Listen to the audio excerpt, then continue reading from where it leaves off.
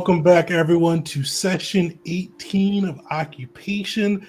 Been a couple weeks, but we were getting back into the swing of things.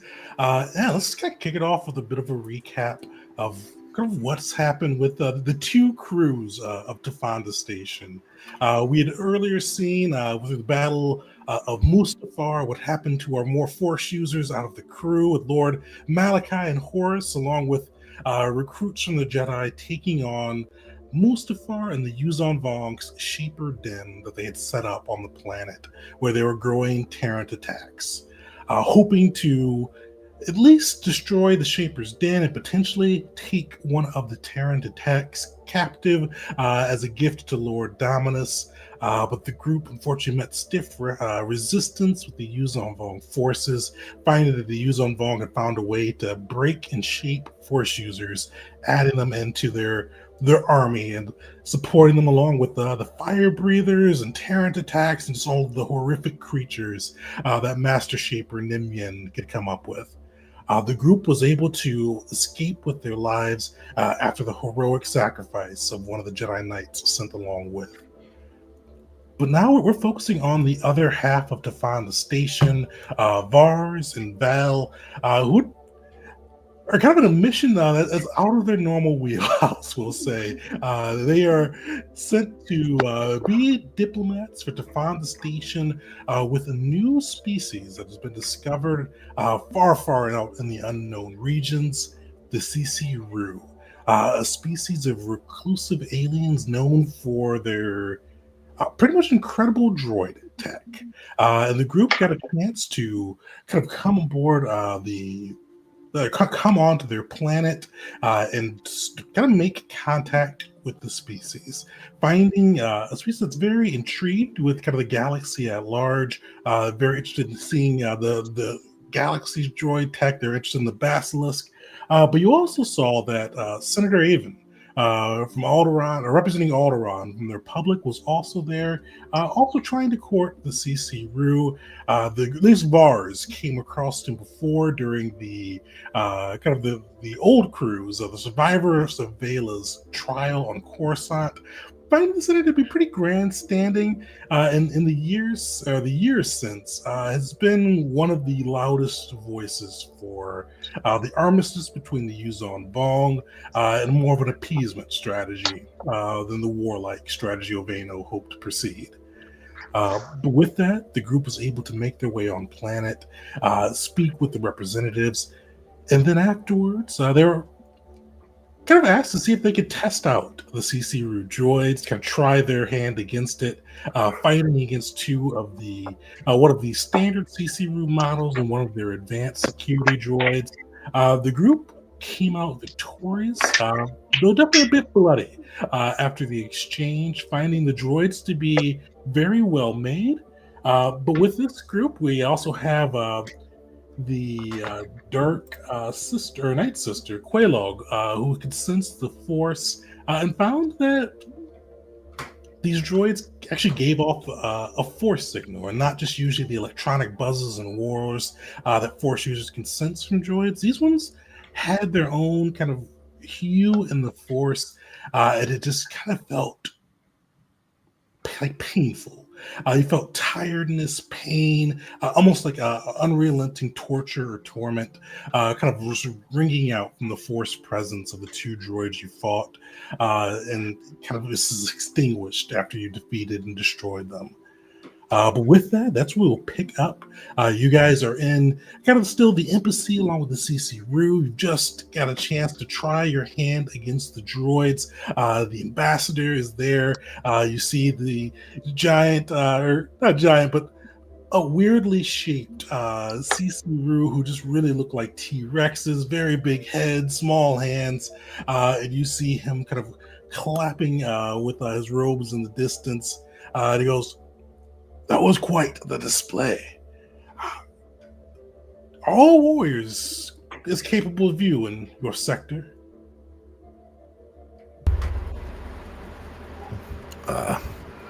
Not all.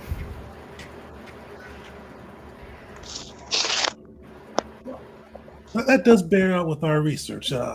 Senator Avon's troops didn't fare quite so well.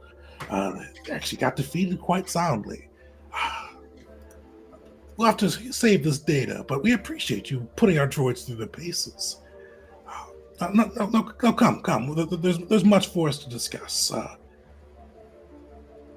Would you like some? We can offer you some med packs, water, if you'd like to clean yourselves up before we continue our discussions. Certainly, maybe have someone take a look at Val, and I know he didn't fare too well during the fight. Oh, of course. We'll make sure we give him some of our med packs and treatments and make it good as new. Excellent. And with that, too, they will kind of hand out med packs, basically enough for you guys to get your HP to full afterwards as well. A chance for you guys to kind of wash up, talk, anything you need to do before kind of getting back into the negotiation room. Okay. Quickly, I should mention that my PC crashed, and now it's just a black screen, so I'm giving it a second to, I guess, cool off, even though it's cold. But I still am on my phone, though, so I'm still here. Sweet. Would this kind of count as a short rest? Oh, yeah, definitely. You can take a short rest as well. Great.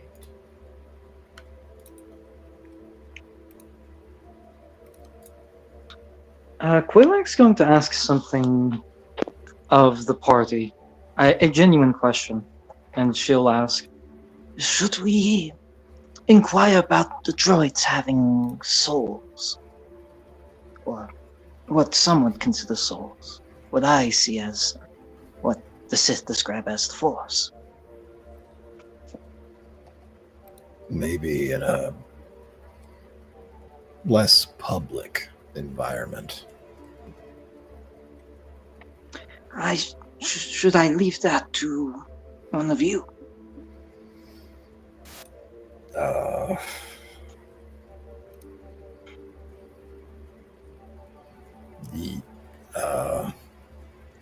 Yeah. Sure. Yeah, that makes sense.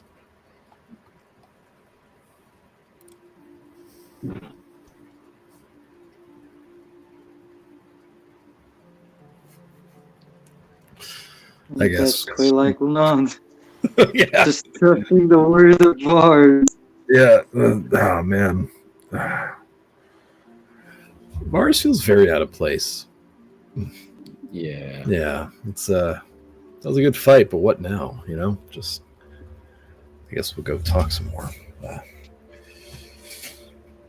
Well, I guess we should. I feel like we got a lot of points for not only being like Chancellor Vane. No, Vane. What's it, Vane now? Oh, I'm blanking on names hard right now. The Senator Avens, who's there. Senator Avens. Sorry, forgetting name mixed up. Senator Avens being like, "You are brutes," thus being like, correct.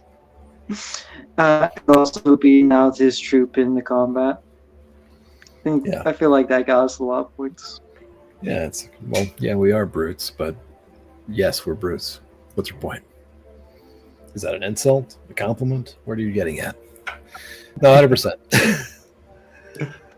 All right. Well, I guess we should clean ourselves off and join delegation in welcome party. I don't know what to call these people.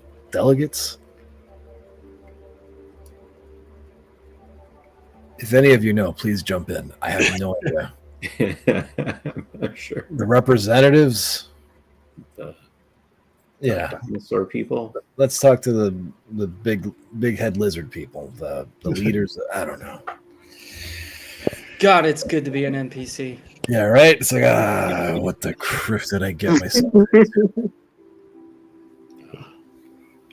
Yes, Val would not suggest telling them that their droids have souls, as droids cannot have souls, and you will sound crazy. Well, that's what I would believe if I didn't see it for myself. But maybe they have an idea on why. I doubt it truly, but maybe.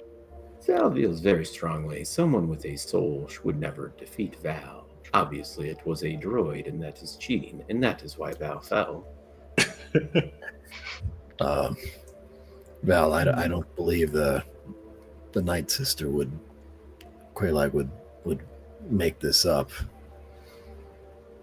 I think there's more to their droid making than they're letting on. Infinite power, no need for a recharge. There's got to be some process that we don't know about.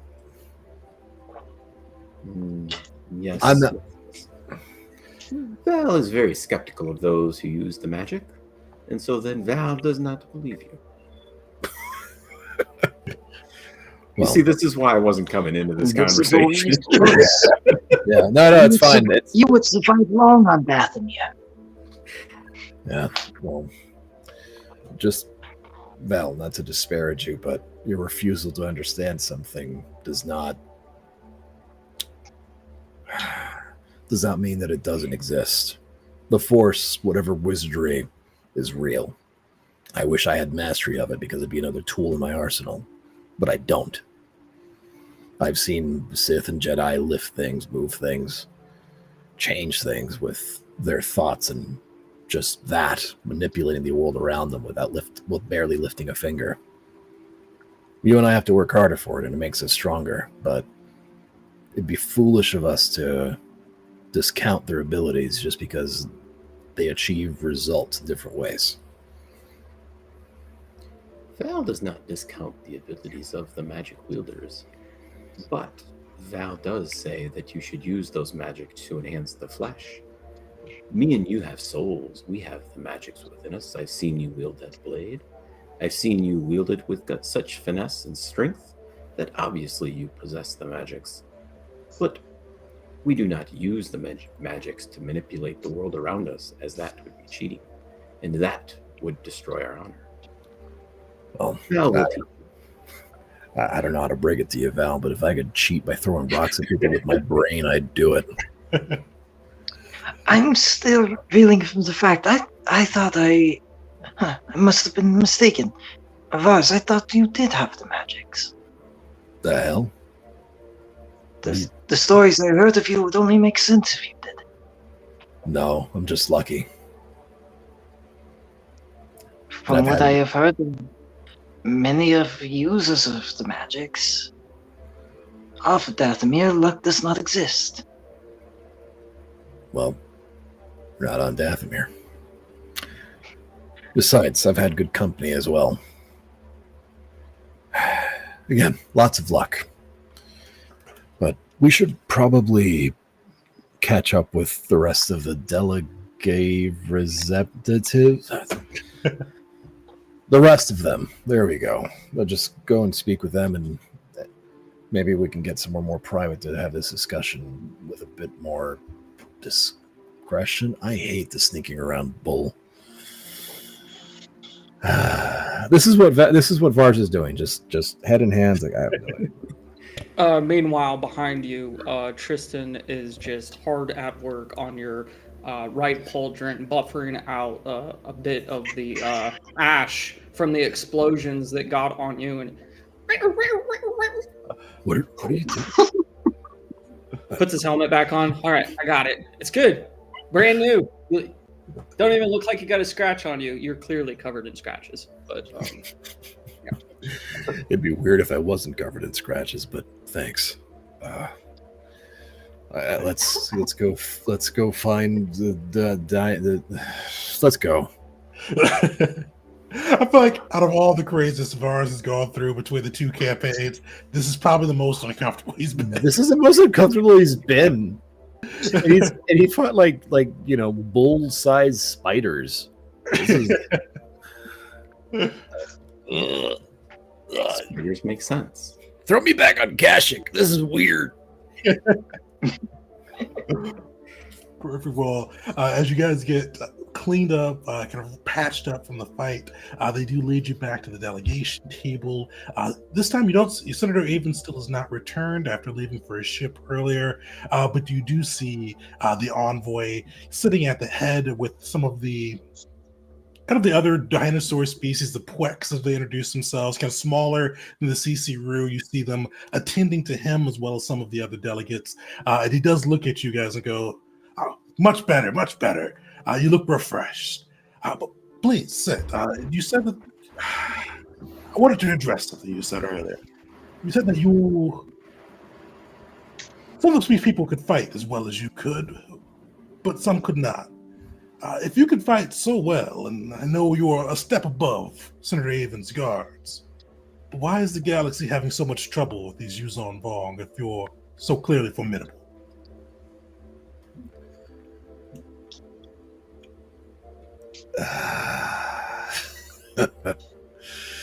That is a long and complex story. The Vong are many, and their advantage is not only in number, but in information. They've had their agents in different parts of different reaches of the galaxy, watching, waiting, manipulating events to create favorable conditions for their invasion. And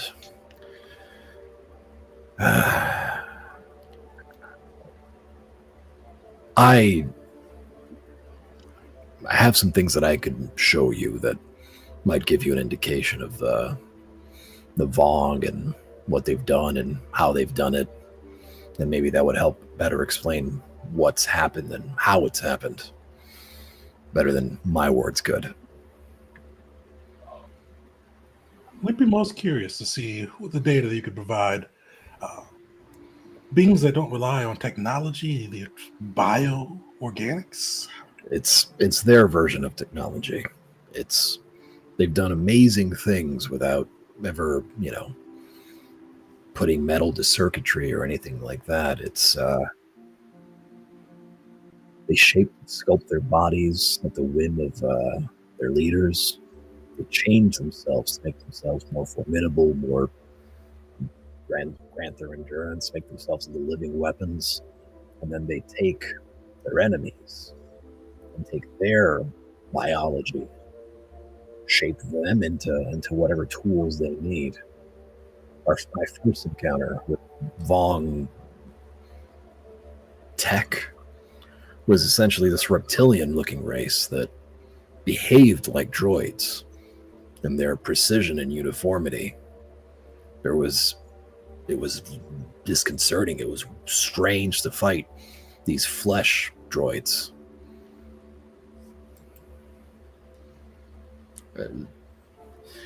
Let me show you a few things. So I'm gonna just kind of hand wave this, but essentially I want to like how they infiltrated the Republic, how they had like their people essentially look like members of other races and species. That whole long conversation with the shaper that we helped on that ship, like parts of it, like there is no word for what civilian. What are you talking about? That's you're making up words. That whole bit, like there's no word for civilian in Vong, and kind of just the scale of it. I mean, definitely. Yeah, that's what I'm going to go with. Unless Val, anything you want to throw in here, or any of our friendly NPCs have anything they want to share? Well, give me your choice of because you've had your holocam throughout the whole campaign. So give me your choice of either lore or persuasion with advantage.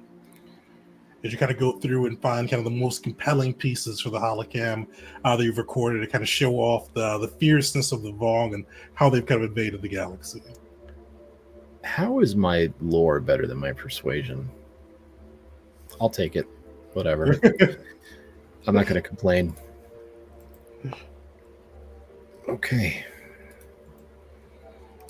You go through and you kind of just show like some of the most kind of damning evidence on the Vong, kind of showing the rapid press throughout the galaxy, showing the destruction of Vela, the infiltration of a senator within the Republic, with I think Dash's repeated explosions burning away his skin, showing he was a Yuzon Vong underneath the Bothan exterior. You show the crazy creatures they've come up with, from the Wyshok spiders they've shaped to the Chazrak kind of lizard-like soldiers, all of these crazy creations they've had, and kind of shown their path across the galaxy. The envoy kind of leans back and he does. It's like his face like is drooping. His big T-Rex face, you can see like the sides kind of drooping down. His eyes look very serious, and he goes, "I fear you may have undersold them earlier. These beings are dangerous." Very. Now, I hope you understand why, out of respect for the hospitality of your people and world, is the only reason why I didn't gun down that worm of a man that shakes hands with these invaders, that makes friends with them. And he knows all of this. We presented all of this to the Republic. Then they collaborate, they work with them, they tolerate them. You've seen how they treat the technology. My very first interaction with them, my first introduction to them was a pile of broken technology. They spit and hate anything made of metal. Your droids will be an affront to their gods. Well, sure, there must be some way to make peace with them. I mean, it seems like they're just pushing through. Right to make now, peace with them easily, what you can do is die. That would be their peace. Yeah. Again, I can't speak to the machinations or the strategy of the Vong, but if I was an invading force and I saw an opportunity to effectively not worry about a huge section of the galaxy till later on, like a certain republic, and yeah, sure, we won't bother you. We'll just eat everything else up. And then when there's no more galaxy to eat, we'll set our eyes on you. That's what these idiots, these morons, don't understand. You see kind of the ambassador does look a little concerned, and he goes, "How widespread is the knowledge of our planet in your galaxy? Even so, just a select few amongst the Republic leadership knew of it. Have you told many?" I have not. But I can't speak to the Republic, and the Vong have spies everywhere. Sometimes I look at a Republic senator, I wonder if it's just a Vong wearing human flesh, or whatever their weird beetle thing is. Before you asked me where my home was when I said I was from Dathomir, I can show you a map. Here, across the galaxy. This is where we are, and this is Dathomir. And if you look at the map, Dathomir is across the galaxy. I heard of you. Yep, I heard of you. If it's reached across there, the Vong has heard of you.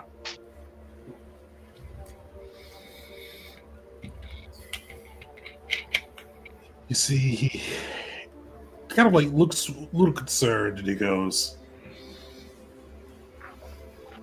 "If they've done this to your galaxy, we make fearsome droids. Siding with you, and it seems that, do not take this offensively, but from what you've shown, it looks like you are losing this war. This could be the end of our people, the Ciciru, the Imperium. for a war that we didn't even choose. You're right. You don't get to choose it. The Vong chose it for you. Oh, sorry. I was step. And Quaylak will look to Bars. No, please. Yeah, you're go ahead. The Vong chose it for you. You do not have a choice. You fight or you die. You fight. Or you let the Vong stomp you out into oblivion and pick up whatever remains and shape them into their monsters. So you must fight. If you want to live, if you want your empire to survive, you must fight. And to fight, you cannot do it as a single planet. You'll be wiped out within less than a standard year. If even that, you must pick a side. Allies. Strength. And that those allies will help you. And given that you have these amazing droids that boggle even my mind, mind of someone from across the galaxy. Whatever allies you choose, they will try and keep your empire alive, no matter the cost. That I can guarantee you, for you are a great and powerful ally to have. So, your choices are clear. You can choose to die. This will bring the Vong great peace. You can choose to fight on your own. The Vong will wipe you out and turn your remains into monstrous husks, or you could choose to ally with someone in the galaxy. That's, as Vars put it, Worm, representing the Republic, he breaks bread with the enemy, and he will die by his side when the Vong turn against the Republic if you choose him. If you choose us, you have a fighting chance. Senator Haven did offer us a chance to join the Republic. He said that we would get the same deal as the Republic as long as we did not show aggression. They would not reveal our location to the Yuzon Vong, and we would be under the same terms able to keep our technologies and kind of keep our life as usual. This world is nothing but technology from what I've seen. And like I said, if I know about this place, the Vong know about this place. Your position is already compromised. Your existence is anathema to the Vong. You will not have any right to exist in their universe. But if we join on to the Republic's armistice, we should be protected, at least. Val's people, we believe very differently than the rest of the galaxy. You see, Val has honor in that when I tell you something, you know you can believe it. And many people across the galaxy, unfortunately, don't share this. The boss I work for, many would think of him as very dishonorable. Yet the Hutts have their sense of honor. It just maybe is different than Val. But you can trust the Hutt because you understand the Hutt's values. The Mandalorians and Vars have a sense of honor. Not the same as Val's, but you can trust that the Mandalorians will do what they say they will do because that is their honor. Unfortunately, the Republic, they have no such honor. They have no such values that they claim their own. Anything the Republic tells you, you cannot trust because they have no honor, they have no values. I wish I could believe that you could sign on to this armistice. Val's people would have signed on to this armistice. Val does not like war. Val will not seek war. Val seeks honor. There is no honor in war. And yet Val is here fighting because Val understands that this is the only way forward. All right. Val, this is a team effort, so whoever would like to give me a persuasion check with advantage. I think Quaylak had a +3 if I'm not mistaken. Yeah, all you. All right. I can't get to my sheet right now. I thought Vars had higher than that. What do you say now, Vars? It's +3. Like It's I really am I have nothing in charisma. I'm just proficient at being persuasive. So I'm good at talking. Just people don't like me. It's their -1. -1 for me. So that's gonna be Quayleg. If someone can roll that for me. Sure. Thank you. Leg persuasion +3 at advantage. Away it goes. Nice. Oh, look at that. 19's nice. Yeah, Paradise. You see, like he is. The envoy is kind of shaken a bit with this. He goes kind of looking between kind of each of your points on the side, with Quaylog talking about the armistice not going to be honored by the Vong. Val speaking of kind of the honor of the different people, kind of that will try to keep their word. How the Mandalorians, Val, honor their word, but the Republic is kind of been known to go back on it. And you see him kind of lean back in his chair. And he goes, he almost starts to speak, but you see one of the little kind of miniature CCRU, the Wex, kind of these small, almost velociraptor-looking creatures. One runs in, and you see him kind of pass a data pad over towards the envoy. You hear the envoy kind of just let out a deep grunt. Well, this day gets worse and worse. Do you mind if we continue this at another time? We've learned of a bit of a situation that needs to be taken care of. What kind of a situation? A situation that is occurred right. Oh, what did you say, Quaylog? I heard Vars. A situation that has occurred right as the senator, was it, left in a bit of a fuss. You kind of see like he shakes his head, he kind of holds up his head, but with like kind of a recent efforts to open up with him, he goes, "We don't believe this is the senator's work." And you can see him gesture for the Quek, this little velociraptor creature that brought him the data pad to leave. And he leans forward and goes, "You've noticed these creatures around. We call them the Pwex. Vastly inferior offshoot of the CCRU. Truly a separate species, according to our biologist. We've had a little bit of an uprising in one of our factories. They've tried to take it and prevent more of our droids from being made. We just need to go back and regain control of the factory, just to ensure droid production, especially with some of the news you all have brought to us, stays consistent." I have a question, and it has to do with the, how do I say, the faction I am a part of, separate from the Fauna Station, the Dominion. Are these Pwex sapient, or are they beasts? I were under the impression that they were beasts of burden, but they work in your factories. Well, they're not much more than beasts, but they can be taught.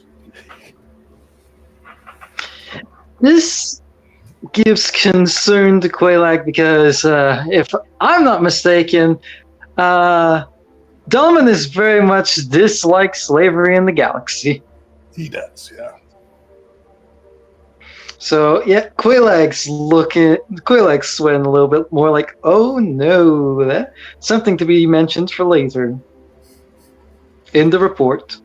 If every group needs a note taker, right? I bet that's what the NPCs for the last two kind of the separate bit. Just we'll report back on this. Outlook terrible. Yes. Like the rest of the Pod Station crew, if they send reports back, are like 2 sentences. Right. They're like, "We did this. We did." Yeah. The dinosaur people. We won. Droids. Also, maybe have souls. Okay, thanks. Bye.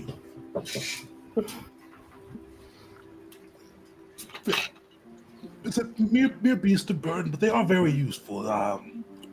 My species, we don't really like to leave the planet. So often, if we don't send droids places, we send them places. Because I know the Mandalorians, Vars, I think I asked you this last time. dying off planet doesn't hold any significance to your people, does it? No. For my people, dying off planet, it means you are lost in the afterlife. Which is why we build droids and why we have the Plex to go where we can't. Unless we consecrate the planet, but that's a whole deal. I feel like there's a lot to learn about your people. Actually, would you mind if I asked you all a favor? Ask. With the Republic and you all on planet, we've had to kind of mobilize more of our droids and forces to protect our different secure locations, just in case the Vong or the Republic or even the Father Station tries to take advantage of our hospitality. Would you mind dealing with the Puek Force? If you can save any of them, deal with them non-lethally. We have uses for them. But if not, it would not harm our relationship, shall I say. Bros, that's the crush of slave uprising! So I see you guys that show up. By the way, these little Velociraptor fellas are getting a little uppity. So you can just make your way over there and put them in their place. Put the boot on their neck. They're trying to start a union. These degenerates with their words. What do you want? I'm really okay with this. What do you want? Healthcare? What? I don't know if I don't know if I'm okay with this. No, I'm gonna say it just right after Quaylac realizes, oh, these are like these guys think these are sapient creatures, not like a dog or something like that. She's immediately a lot more uncomfortable with this. Like, oh no, if the Dominion here I help crush the slave rebellion, my head is on the line. She does not look comfortable with this.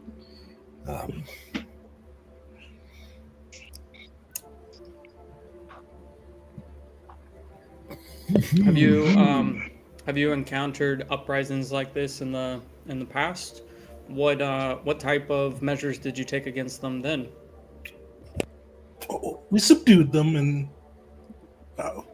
we dealt out punishment afterwards. We don't like to kill if we don't need to. Very careful choice of words there. Val, your thoughts on Val's good. Val doesn't have... What did Val say? What is that? I missed. What did Val say? No, Val's good. So Val's good. Val sees the need to teach those who are lesser. It is an opportunity in that next time their uprising will be more successful. I almost feel like Val's advocating for maybe we should kill some of them. You know. Oh, absolutely. Yeah. Yeah. Just let's kill some of them so they get stronger. Weed out the weak. Yeah.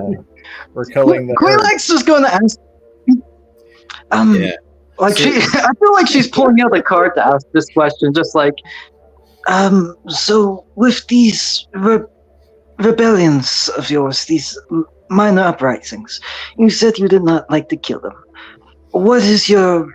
I assume because of this, there is a certain re-education that takes place. Would there not be? What does that look like?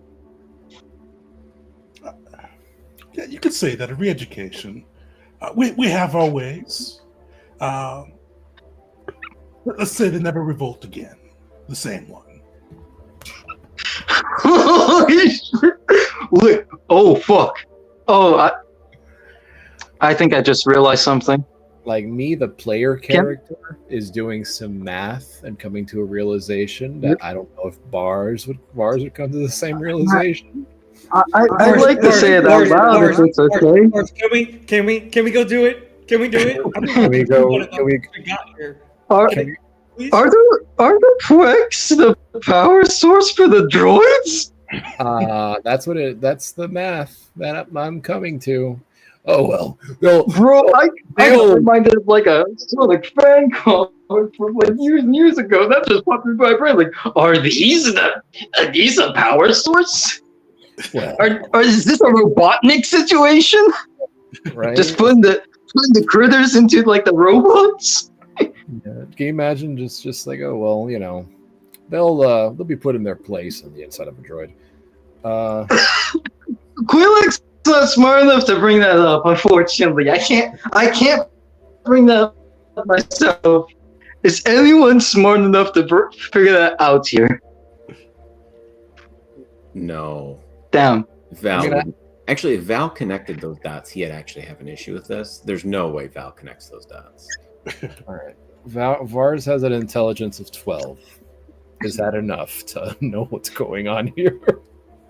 I'll leave that to you guys on that side. As you're looking on, though, the envoy will say, "Of course, we'll compensate you for your efforts. Oh, hold on. We do What? have precious metals, even though we even says you have galactic credits. Unfortunately, we don't operate in that system. But he did say iridium was valuable, and we could definitely spare some of that we have on planet." Yeah, definitely. And can we take one of these little tiny dinies with us? Just one for me, please. Oh, I like that one right there. And he points to the one that's like been coming into the room and leaving. Like that one right there. Give me one of your people as a pet, and we have a deal. Quillick just has her hands in it. Face in her hands. Like, oh, I'm dying. The crazy thing is the envoy doesn't even blink. He goes, "Oh, of course. It's always nice to have a being that can." Tristan's face under the helmet is like. Oh my god. Anyways, I have 14 intelligence. I'm probably the smartest person here. Congrats. Yeah, 100%. Maybe it clicks, but at the end of this, but I do have an idea when we're not in the earshot of other people. All right. Well, you said resources, so war is expensive, right? You gotta buy stuff and things. Yeah, that's the way I'm looking. Okay. Well, you know what? I mean, I'm looking at it from the point of view like I came here to make friends, and it's either make friends with us or make friends with the Republic. I'd rather they be friends with us. And there's more stuff in it for us. Well, Yeah, Val's a mercenary, and pretty experienced. not at having Maybe us. if we do this for you, Val can negotiate, the settlement for our services. No. I'll handle the negotiations. Val doesn't need to worry himself about petty things like that. That's beneath him. Gotta be that Val ours. has a special rate. It is 100 credits. 1,000 credits. Yes, it's a very. It is a lot of credits. What? Oh, Yeah. okay. No. I think you're right, Vars. Yeah. Okay. No. I'm. And That's where we're going to the slaves. Vars is praying to every deity he can think of that please, oh please, don't let these people know the exchange rate to their credits or whatever the hell it is. Hey, they probably think that's a lot. Yeah, right. 100 credits. 100? 1,000. Guys, Yeah. literally, if you look up Star Wars credits to dollar conversion, 100 credits is actually a lot. Just saying. But as we were. Yeah, not in Star Wars though, because 100 credits gets me. It gets me. Just gets me sad, is what it gets me. It's like 50 airspeeder rides on Coruscant. Oh. Well, Bro, imagine rent on Coruscant. Yeah, I mean, in our world, that's like 2 to 3 Uber trips.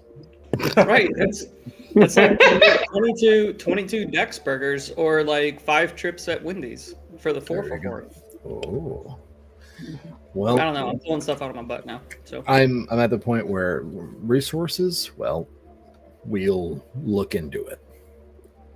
Just point us in that direction. I think And yeah. Okay. Yeah. He'll nod and he'll offer you. Basically, he'll give you an amount of rhodium that you'll realize is worth 9,000 credits a piece. That you guys can go in and cash in individually. Get your 9,000. Go set them up. I'm not sure how many pounds that would be. I don't feel like thinking about that, but enough pounds you can sell it in for 9,000 credits a piece. All right. That's a lot of credits. Yeah. That's, Okay, yeah, whatever. I mean, it's just little dinosaurs. Maybe they just need more bodies for the droid, for the war machine, right? I'll just give my share to that really depressing-looking Sith Lord that I saw a picture of. What was his name? Malachi? Maybe this will cheer him up. Yeah, that'll put a smile on his weathered face. I don't know. I think if you really RP'd that, you might be giving that to Vars. I don't know. I'm just saying. Yeah. No. Unfortunately, the NPCs will be keeping their credits. Vars would share with the group because he's greedy, but he ain't that greedy. He's tribal greedy. I want stuff for us, not me. Okay, so yeah, let's go crush the rebellion. I'll definitely give my share if NPCs get a share to Vars. Unfortunately, the NPCs have to keep their share, but What? credits to Okay, spread. that's fine. Is this turning into a case of are we the baddies? Yeah. So what? The envoy kind of gives you the details, but then he does kind of escort you back to the ship, so you guys have some time to plot it out, showing you where the factory is and kind of the details they have on them. Yeah, what is the crew doing?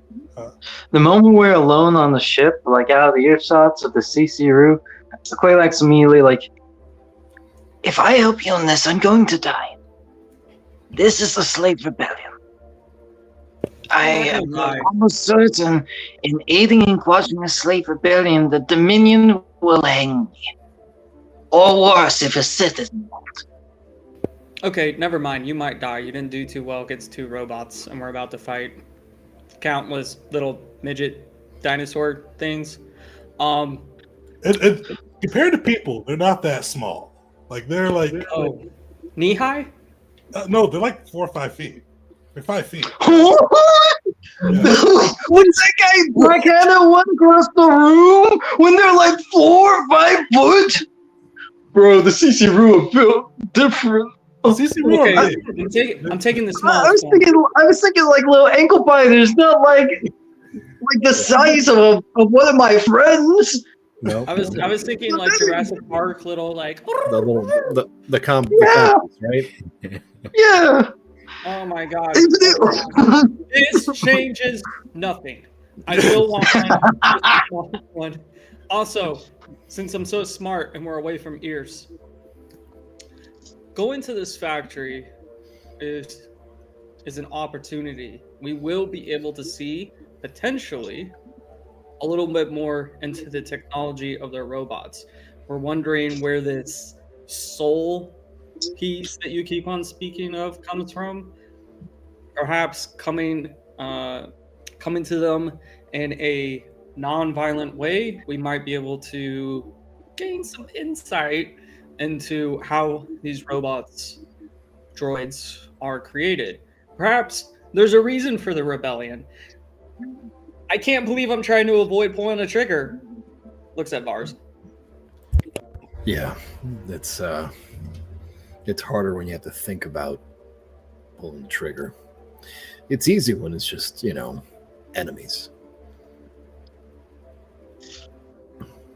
Did we tell the Chancellor that we're doing this? Or were we non-committal? Yeah, he offered resources and Vars was like, okay.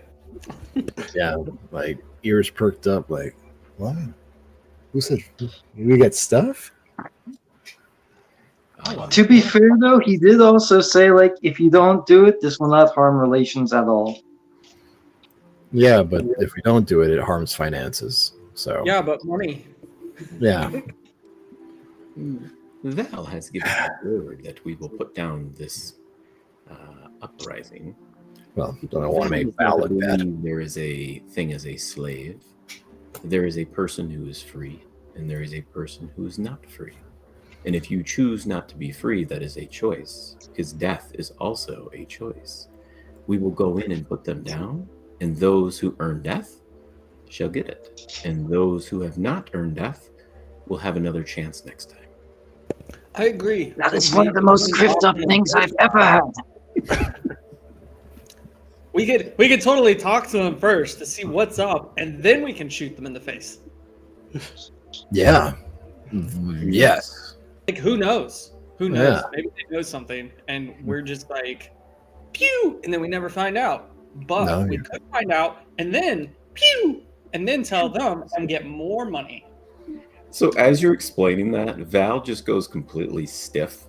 Like, you can tell he's obviously very tense. And he would just stare at you and go, do you suggest that Val use subterfuge and deception? And I've heard you're pretty... fight them as an honorable foe? No, I think that you using all of your tools at your disposal, which I've actually heard that you're good at everything you just mentioned. I think if you use all your tools at your disposal, that is an honorable thing to do. That's putting it all out there. You're not hiding anything. No, Val is skilled at everything. Yes, you have heard it correctly. That Val is skilled. Yes. Okay. Yes, Val will do that. We Okay. will at least use non-lethal force, right? That's what they asked of us. If the situation permits, but It's pretty hard to take a blaster to the face non-lethally, but I'll try. Isn't there a setting on those things? Oh, you mean this one? Pew!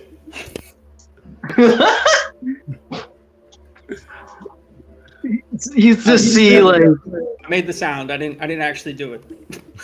okay, like Quaylag is like riding in the report, like just like scouting out the factory rather than quashing slave rebellion. Just like trying to make it sound as trying to keep her life as much as she can. She returns to the Dominion.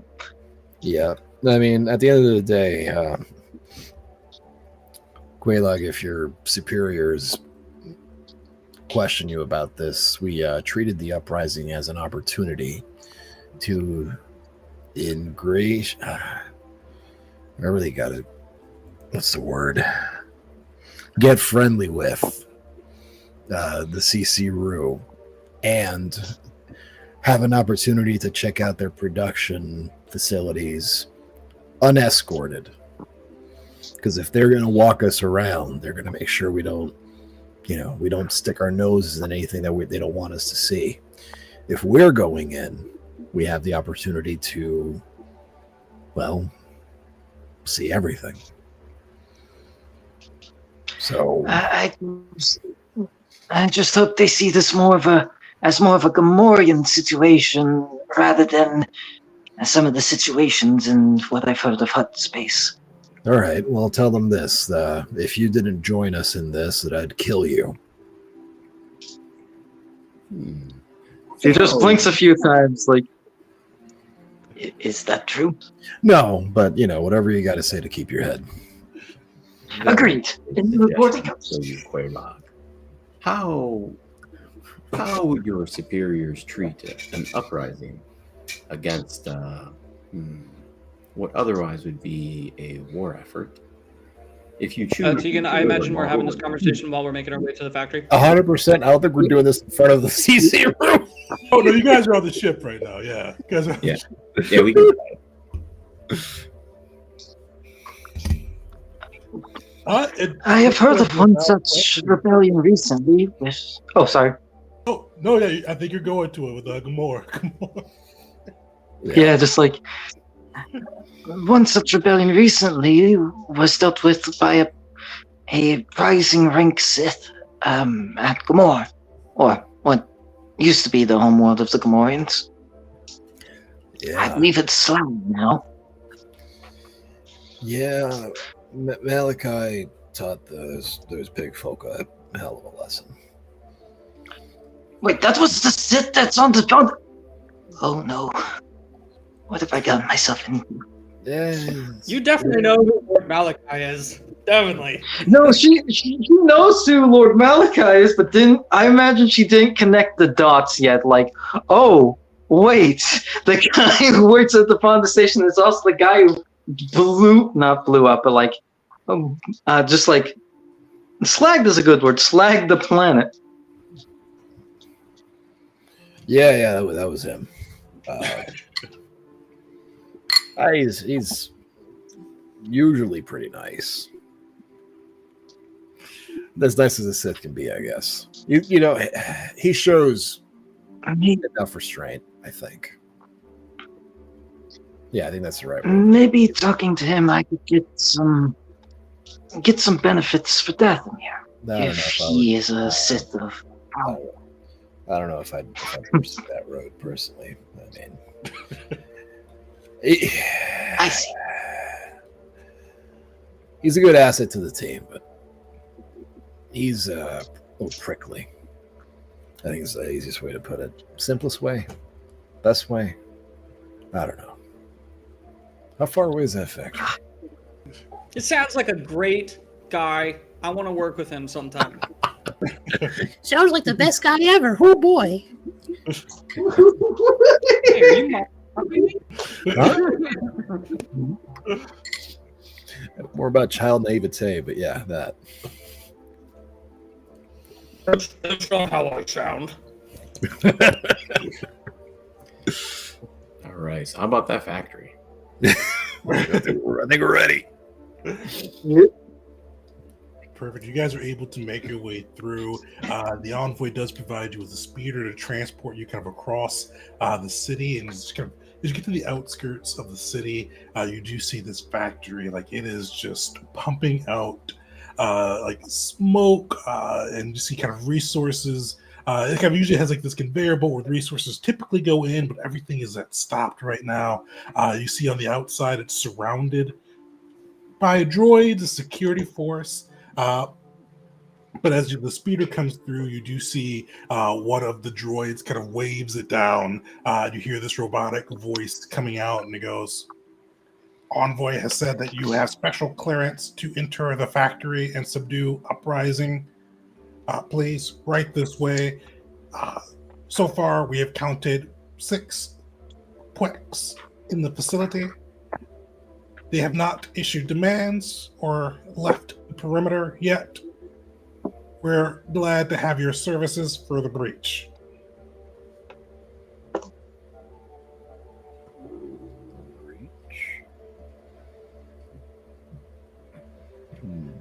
What do you Please. mean by breach?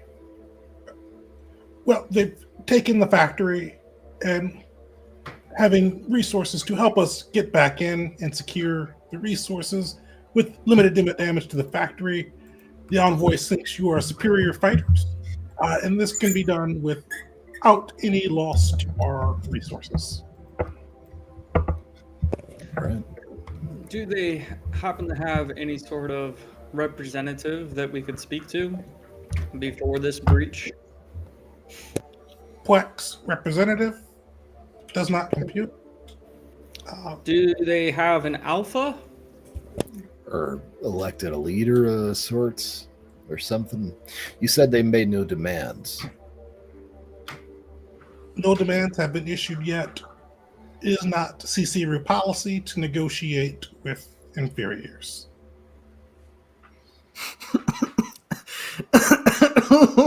Man, I like these guys. I mean, at the very least, at least they don't see us as inferior.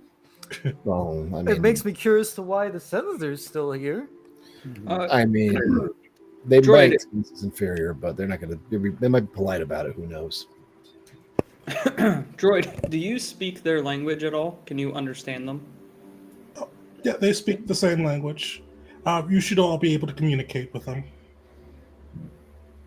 Oh, they've been speaking basic the entire time, Tegan?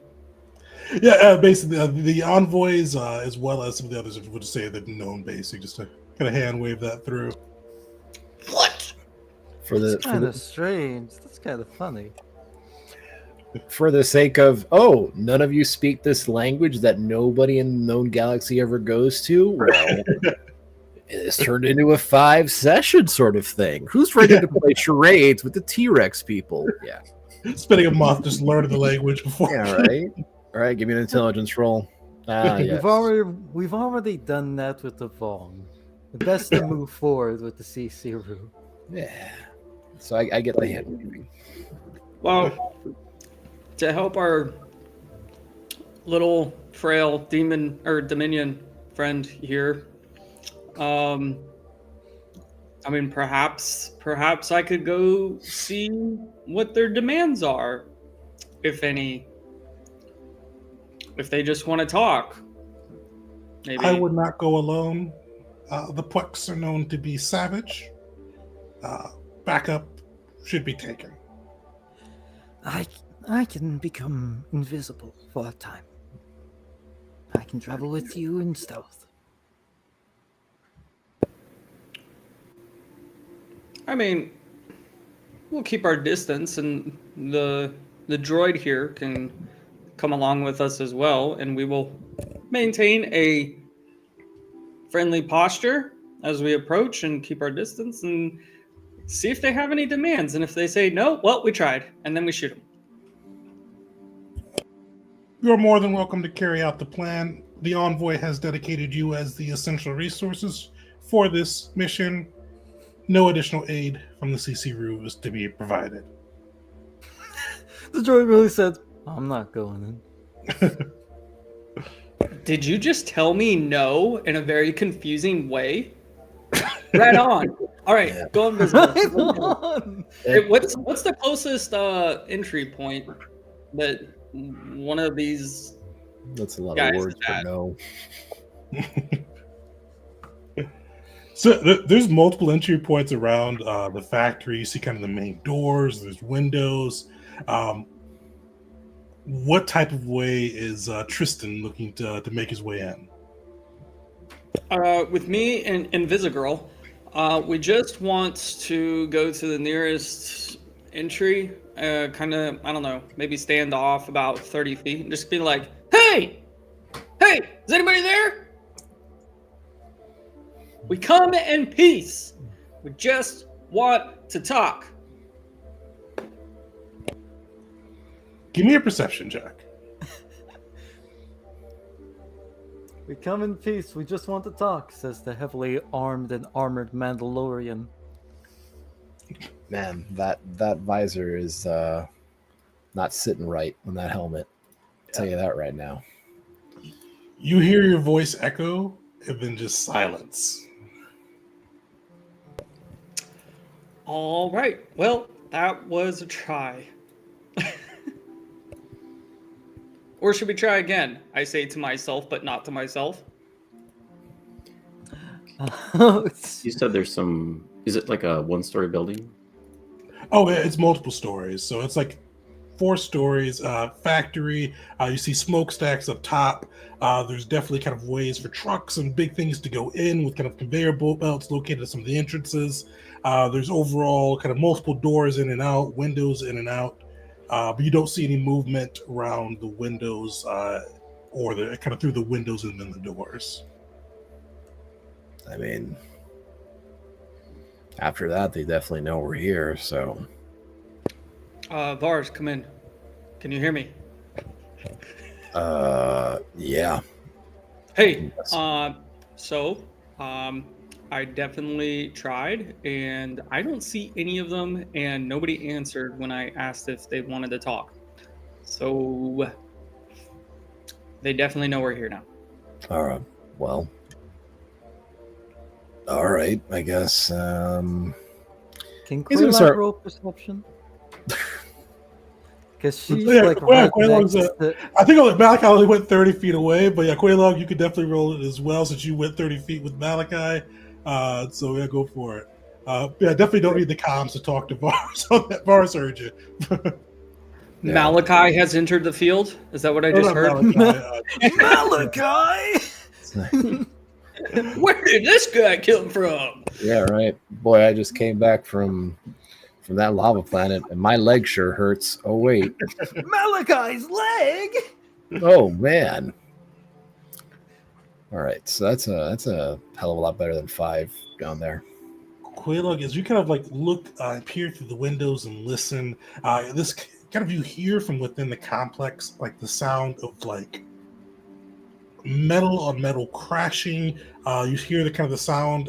It sounds like a little different than you're used to, but you hear the sound of like blasters discharging. It sounds like they are just wrecking stuff kind of deep within the factory. So,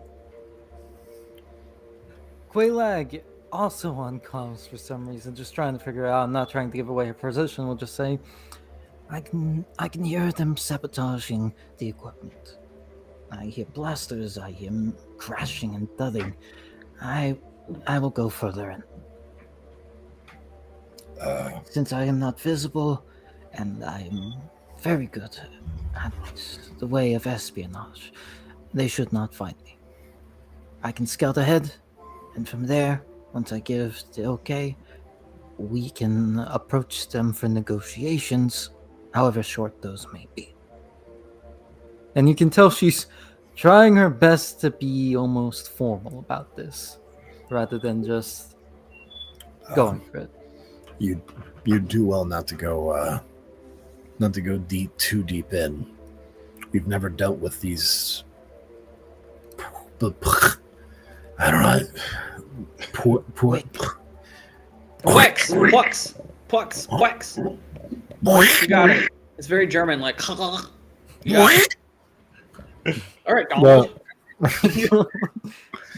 All right, with a Puex, we've never dealt with them before, so who knows what they can perceive and understand. Don't make assumptions about something that you've never encountered before. Yeah, don't do what I did. As you say that, because this is just perfect, Val just announces to the group, Val is bored. These are inferior.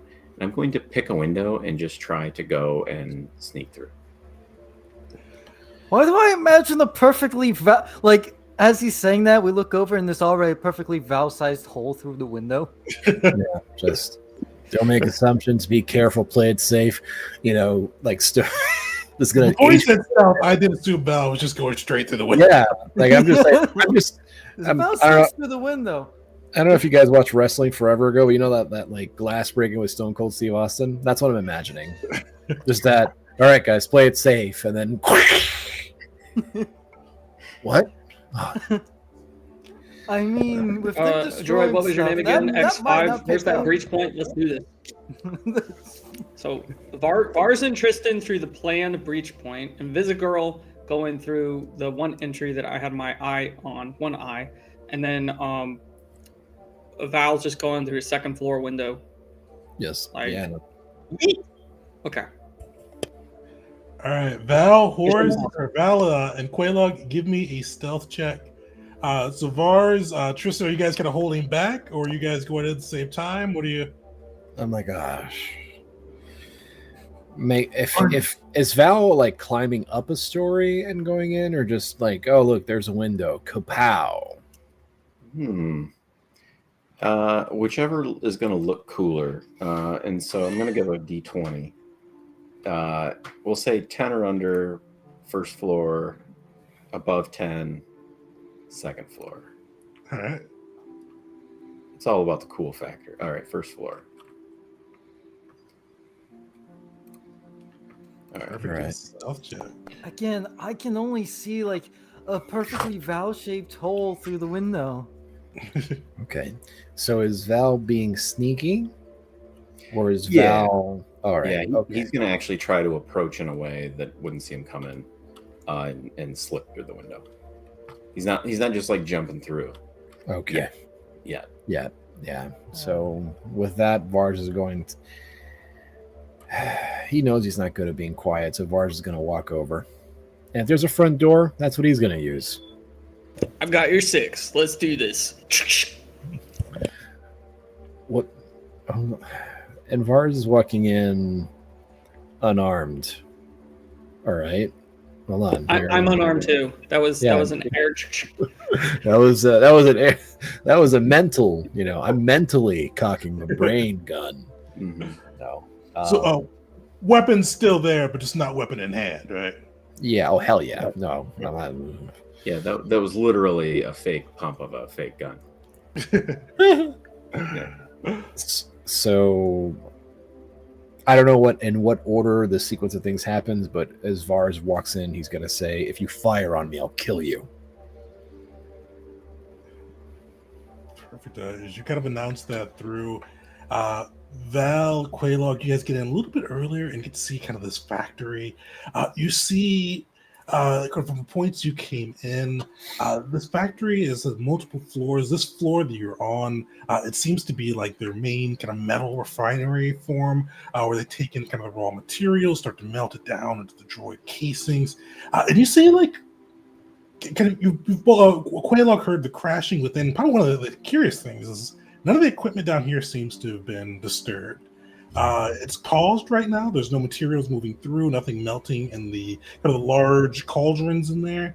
But the computer terminals, the robotic arms that go and move the materials, the vats that heat them up, all of that seems to be outside of like some damage to the door frames to get in. It all seems to be in perfect condition. But Quaylog, you still hear that kind of crashing and blasting, kind of coming from deeper within. And with the 2002, I'll give that to you. It almost seems like it's coming as you get in and kind of hear a little bit better inside the facility. Almost seems like it's coming from below. And Quillag will go on to comment to say, noises are coming from below. I will not overextend. Also, did I hear Val say he was bored? Yeah, and then he made his own way in. I don't see him. Don't tell me you forgot to call him again. So you can tell Val is trying to be quiet, but when you hear, like, when he hears, like, can't see him, Val is a chateau, very skilled in the arts. I imagine the two of them are standing right next to each other. I don't see him. Well, you do see, as you guys kind of, especially as you kind of dial in with it being below, one of the doors that looks busted up. Like, just this one, like, looks like something like smashed or blasted its way through. It's broken off its hinges. Pieces of it's kind of scattered around. You do see it kind of descending in. And this door that looks like it was broken off, it looked to be really heavy metal. This was definitely kind of a reinforced door that kind of leads to the bottom section of the factory. I know Vars and Tristan are going through the main door, and you guys get to kind of see a similar view of that. As Tristan, Vars get in, Quaylog, Val, are you guys going deeper? You're going up or down? Where are you guys going? Quillag wants to see more. Yeah, I'll probably just wait for the group and then go down together.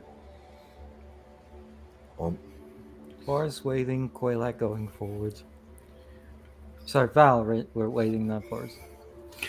So, seeing that there was no immediate response with the "Hey, hello, don't shoot or I'll kill you bad" at the front door, I guess he's gonna the hell with it, weapon in hand, and take a look and try to take in the facility and try to discern as much as he can about the layout of it. See if there's anything that sticks out as like, oh, that's entirely not what we have back home. Definitely. Give me an investigation check or a technology check. Okay. There I am, and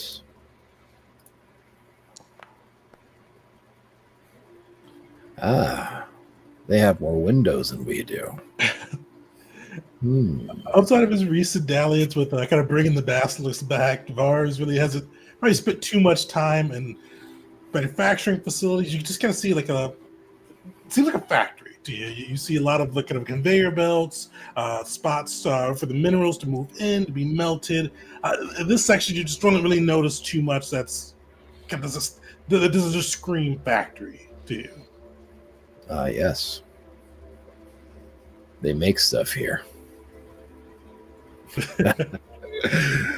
Can't get one past me, tell you what. All right. Then I guess I'll join. I guess it's kind of visible, that downstairs sort of direction. Oh, yeah. Okay. You kind of look through that kind of just cracked open door, reinforced door. They really wanted to get down there. Does it look like it was like broken into or something got out of it? It definitely looks like something broke into it, like it is bowed inward. No. Then in that case, they really wanted to get down there. Perfect. As you guys, Quaylark, are you moving moving forward a little ahead of the group? Yep, scouting out. Give me a stealth check. All right. And remember, still got that. Shoot, I forgot what it's called. Oh, here it is. Invisibility? Camouflage. Up. Oh. Nice. And now stealth. Solid. Yeah, you get kind of moving down through the facility. No roll necessary. As you get kind of like down, kind of start descending down the stairs, you almost feel like this, that kind of that echo in the force, that presence in the force you felt with the droids earlier, that kind of just weariness, tiredness, pain, almost torment. It seems like it is getting stronger, but it's not as... Because with the droids, you kind of felt it individually from each droid. This one almost just seems like it is collective, like it is just one mass with no kind of end or beginning to it. As you kind of feel it is starting deepening as you get down there, and as you kind of get to the bottom floor of the facility, where the upstairs outside of the doors looks like nothing had been really touched. This area, you see, it looks like you see blaster bolts, burns in the machinery. You see like spots where it looks like somebody just mashed it with a crowbar. Pieces of machinery broken, hanging off, sparking. Different areas too where it looks like they may have even just set like ion grenades to just fry the computer circuitry. But one of the things you notice as you kind of get a little bit further through is you see 4 of the Plex, and they are just kind of laying waste right now. You've got 2 of them kind of like scouting and keeping an eye out for kind of intruders, but between the Force and your own kind of gifted stealth, they have not noticed you yet. The others, though, are just breaking things down, like they are just blasting. And you see kind of around you, too, through the technology that they haven't destroyed, you see this massive generator in the back kind of glowing, and you kind of sense where that is like where a lot of that force presence you're feeling is coming from. But you see a lot of these like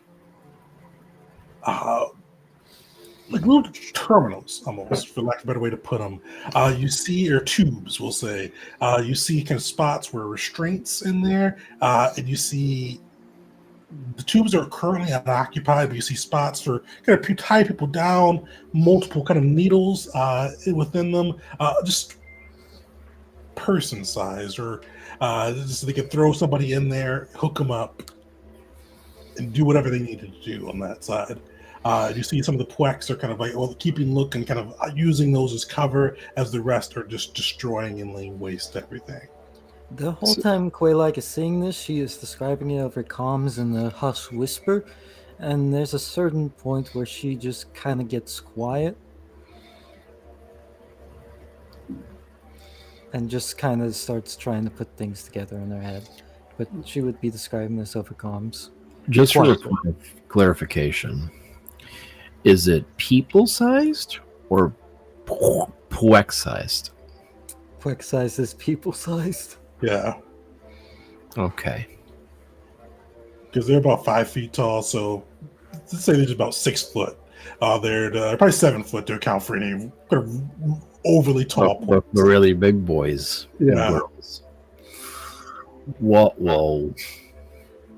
That generator is pure agony. Endless. Without form. Without... by the gods.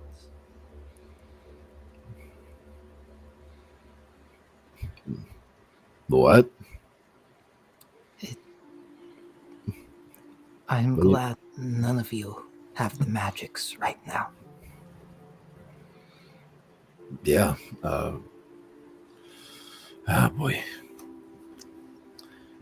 So I guess we're gonna catch up to Quaylag? Unless anybody has anything else they want to do on the way there. Oh yeah, I'm pulling out my blaster rifle and I'm gonna look at Vars and say, "Shake and bake, baby.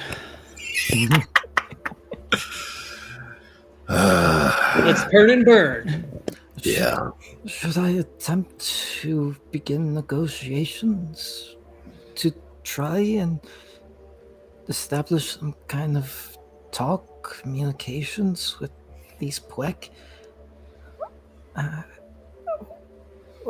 I need orders here. Stand down until the rest of us get there. If they're not interested in talking, you're going to be in a bad position. Noted. All right. I mean, if anything, stay hidden. I'll initiate communications. And if they don't want to talk, then you can use your stealth to our advantage. Yeah. I can flank around them. All right. So I guess we'll...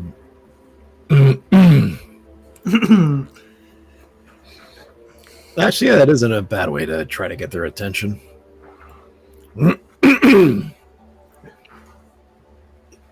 As you guys come in, you see the Pwek straighten up. You see one kind of holding a data pad, looking a little panicked as you guys come through the door. And he kind of looks around and he goes, "Who are you? What are you doing here?" I'm Vars. This is Val. Then that's Tristan. "What are you?" Guests on your planet. Who are you? What are you doing here? He looks really confused. Like, you guys are seeing like these dinosaur people, but this is like if people just randomly, like ET randomly showed up while you're like assaulting a factory. Just like, guests on your planet, who are you? Just like, how did you get here? How do you not know that? So Val's actually going to give a little bit of a bow, like a little half bow. You say, "I'm Val, hunter of hunters, destroyer of dreadnoughts." Yes, Val, hunter of hunters, destroyer of dreadnoughts. I'm Vars. And that's Tristan. But yeah, Are you with the CC we've met with the CC.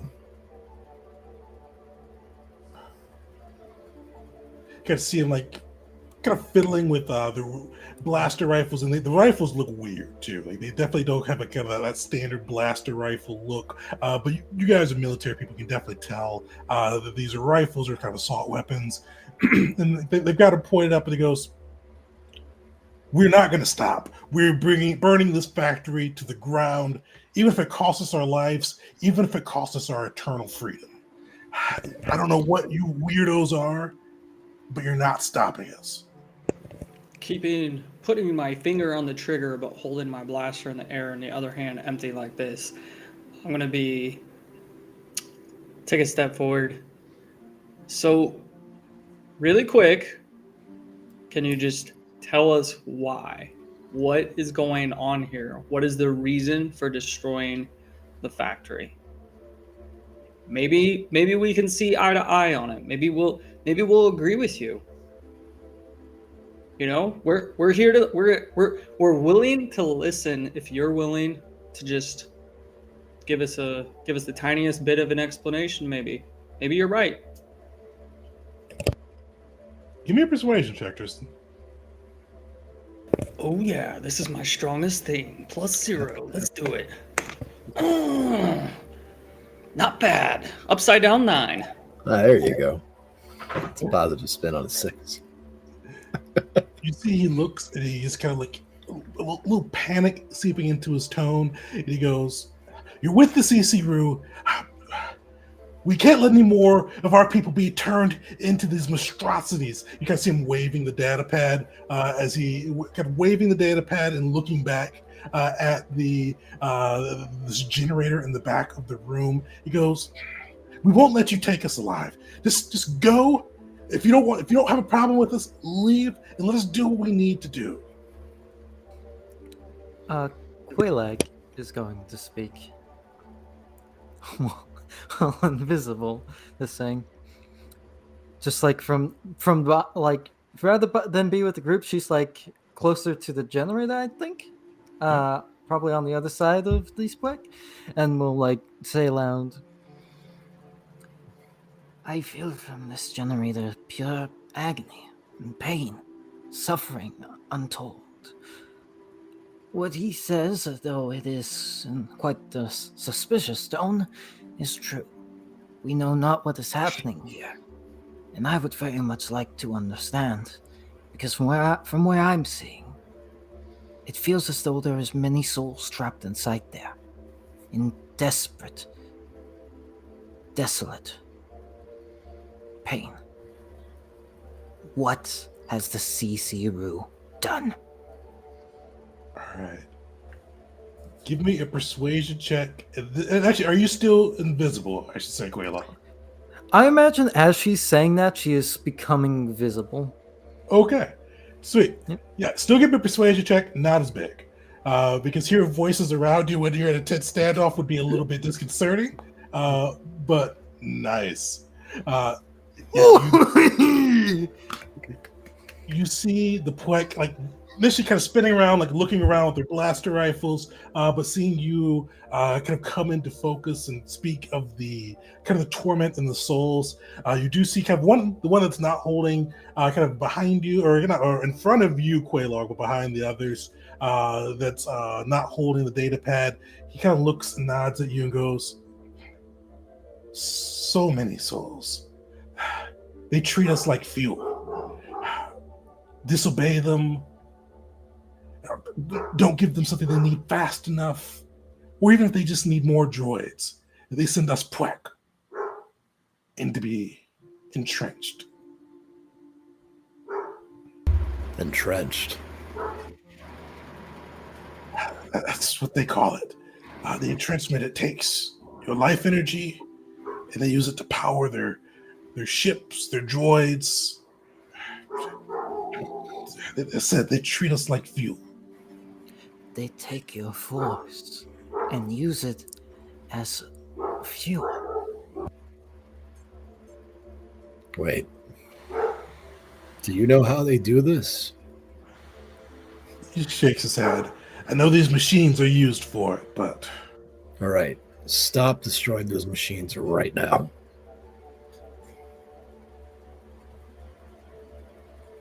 Why?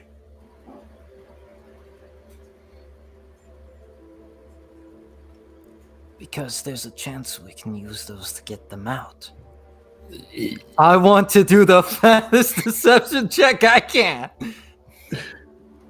All right, give And me a Quaylak will even double down and say, You saw me come into sight before I was invisible, and like I said, I can feel the souls in there.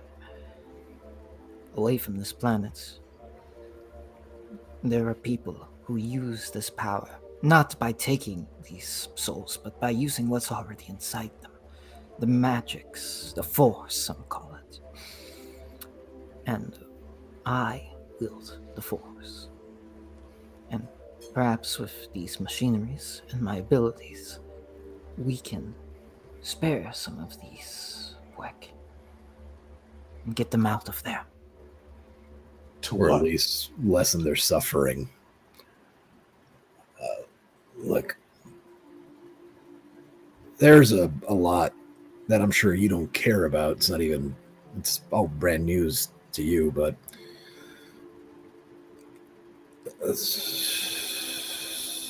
this is new technology to the rest of us, the galaxy at large.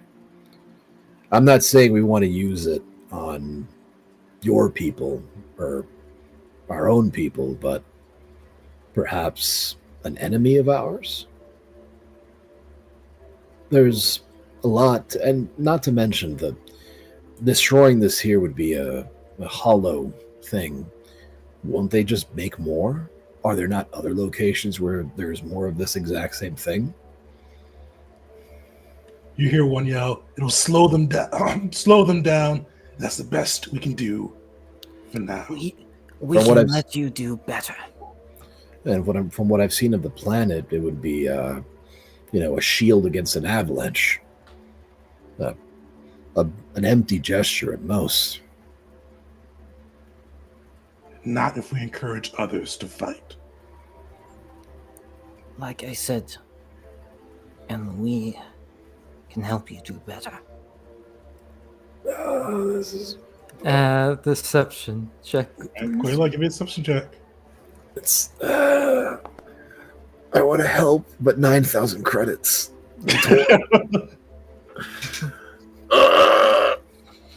There's a reason why Quaylak is saying deception check. Because she it's both to calm them down, but I'll be real with you, and maybe Vars or Val or Tristan would pick up on this. Quaylak's very interested in this now that she's heard like using other people's force as fuel. I don't know about you, but that kind of sounds very Night Sister-ish to me, and would also, in her mind, like the Sith would reward the Dathomir greatly for getting this information to them, this kind of technology. This sounds right up the Sith's alley. Stealing the souls of the innocent So the to souls fuel of their the- war machines. Yay. Imagine being able to manipulate the force in your droid, or take it in order to renew your own life. That's what she's thinking, but that's not what she's trying. That's not what she's trying to show to these She's questions. like, oh no, I'm compassionate and I care about my promotion. Exactly. I care about Dathomir. I care about. For that, the prick. What's that data pad in your hand? You see, they do kind of Quaylog's piece. They do just like stop immediately. They haven't lowered their weapons, but they do stop shooting and kind of smashing against the machinery, kind of leaving what remains intact. And he goes, "A shameful last resort." Elaborate on that. No, you need to elaborate on how you can help our people. I can show you an example of how I manipulate the Force. I can do it onto you. Nothing hostile. Truly. Just an example. And if you truly believe it is hostile, you can turn your weapons onto me. Just imagining your anatomy is a little bit different, but where's that windpipe of yours? Once you feel this, and your comrades see this, you will understand just a drop in the bucket of what my people can do for you. For there are far more powerful Force users than I. Just imagining that whole spiel. That force lightning. Vars, can I shoot? Can I shoot her? Can I just? This is easy. And once you feel this, you'll see why. Trusting us will allow your cause to move forward far greater than yourselves. And this sacrifice you plan. So Val is going to do an insight. It's not going to pass. Natural 20. Yeah. Okay. That You checks. can, so you can see Val's posture is very much changed as he's starting to process that he would consider someone's honor or their soul has been taken from them and they've been denied the opportunity of death. You can see his posture certainly starting to change and him question what's up. Just like the slow realization of, oh, those droids did have souls. So My I got a God. question, and this is to the dinosaur folks. I just kind of look between the 4 or however many that are in front of me. Do they just take the rebellious ones of you, or well, I'm sure that they do. We've kind of gleaned a little insight into that by being here.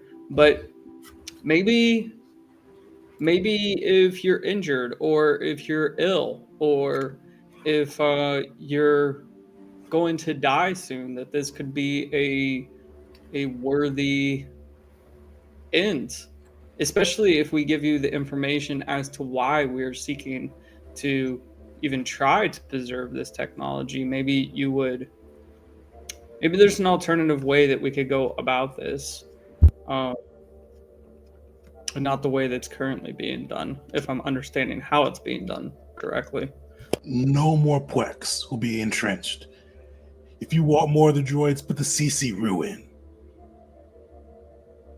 How did you find out that they were doing this? Because we had our suspicions when we got here. Looks over at the Night Sister, but we're only just now confirming it. How did you find out that this was happening? They don't hide it. I mean, you are outsiders. I don't know how long you've been on our planet, but the Pwex know that we are here to serve or here to be fuel. The people I serve fight against what is known as slavery. Trust me. Allow me to affect you with the Force, and you will understand how my people can save you. May I? What is the Force? It is your soul, an energy field that is all around us, akin to magic. It is through every living thing that it flows through, except for this new... It gets a little complicated. It is very low in the CC-RU. They have very little soul. Give me a persuasion check. This will be kind of hard, though. Mm-mm-mm-mm.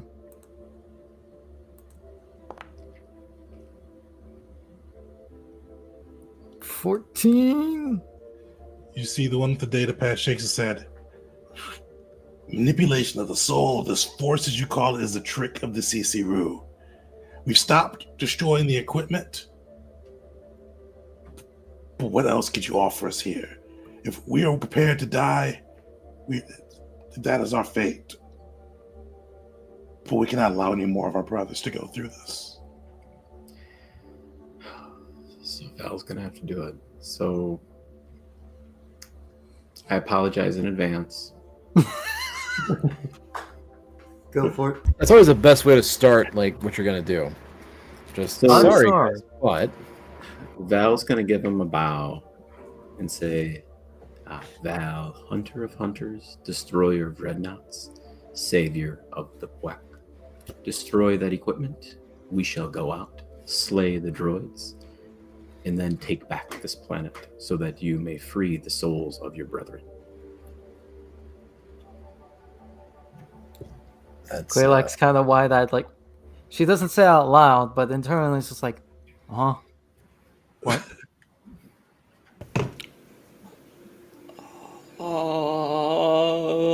Bars.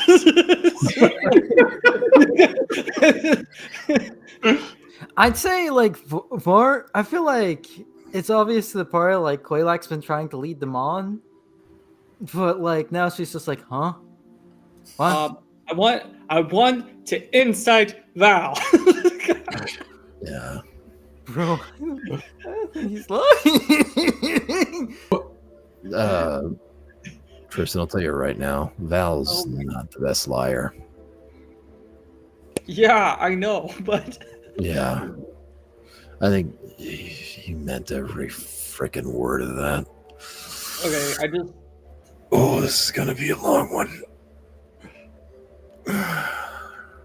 So what? After Val says that, you see the Pwex are kind of cautiously optimistic, but kind of eyes shifting between the rest of the three of you. They do like you kind of see them puffed up a little bit after Val's speech, but they're very cautious, especially kind of seeing some of the concern amongst the rest. What are the rest of you three doing after Val gives his speech? Val, my body language is not Tristan's body language. Tristan's kind of standing still in Mandalorian helmet, just goes like this, and is like looking at Vars and over at Val, like. no, Vars, this is his body language. Just chill, man. Quaylak's just like the raptor pose of. Huh? No. Real quick before we do this, do we have an extra arsenal of weapons? Because I don't think that this is going to cut it, and I've only got 3 grenades. So, Well, Val, you realize that it's a planet worth of CC and their droids, which I'm guessing, just based on the whole discontent with the Pwek, they've made a lot of them over time. Right. I mean, we saw that magnanimous display on our way in. They were, figuratively flexing their muscles at us to let us know that they've got the numbers to back it up. Val is not afraid of someone with no honor, someone that would steal the soul, prevent death. We look at the Yusong Vang and the Yusong Vang and their evil ways, because they would kill those who are innocent. And yet, the Yusong Vang will at least give those death. They won't even give the Pwek that. They give them eternal suffering. I gotta show you some of those videos with those crystal things that they implant for mind control on people, but we'll do that another time. So I think I get what you're saying, Val. You're saying that the CC are not much different than the Bong by way of this technology. So Val's going to kind of spit on the ground and say, Val sees the CC much lower than the Yusong Vang. The Vang have honor in their own way. Yep. I mean, we can't beat that logic. However, I point my blaster and it's low ready at the ground, and I go, I do what the big guy here tells me. So it's nothing personal to whoever gets the shot in the face here in a moment. No, Val's not wrong. So we're destroying the equipment. So Vars is gonna have like a bit of an outburst. Just like he's gonna kick some, like it's like, like when you're forced into doing the right thing. You really don't want to do the right thing, but it's the right thing, so you're God damn it. Quaylak's gonna hold up a hand just like,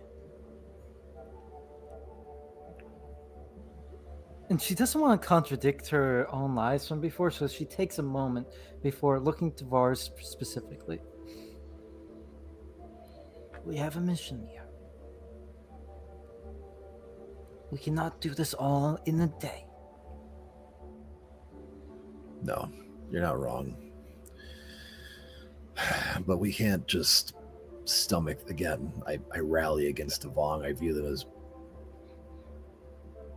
monsters, essentially, taking control over people and using them against their own ends. And here I am presented with something else that's doing the exact same thing, and I'm gonna placate and collaborate with them because it benefits me. If this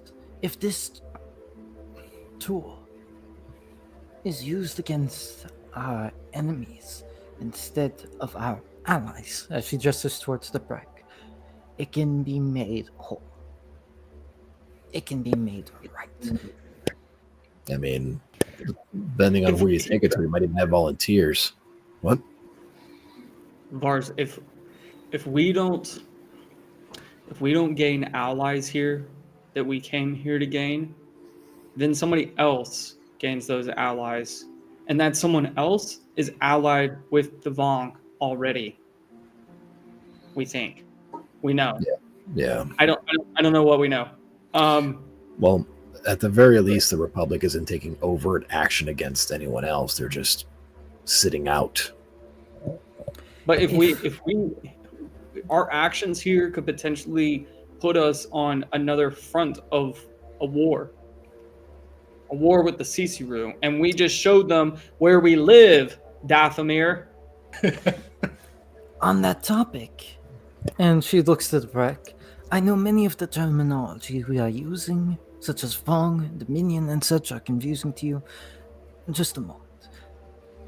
You are on this mission for the rebellion, correct? If you were to give the Dominion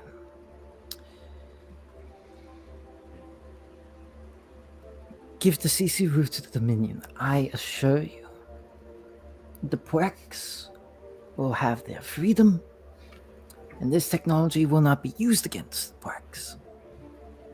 The Dominion abhor slavery, and this is slavery.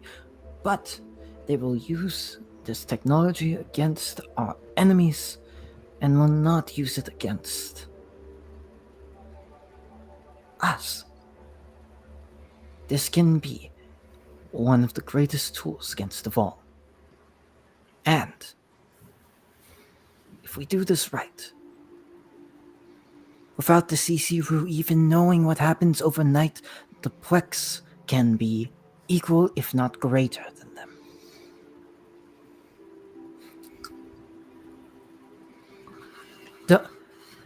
My leader, Darth Dominus, is a very powerful man with a very tight grip. I assure you. And she's saying that to both the Plex and the party. Just her pitch for maybe rather than helping out, the rebellion, the Dominion would reward greatly this discovery. I don't know how I feel about the Sith having access to a turn people into energy machine.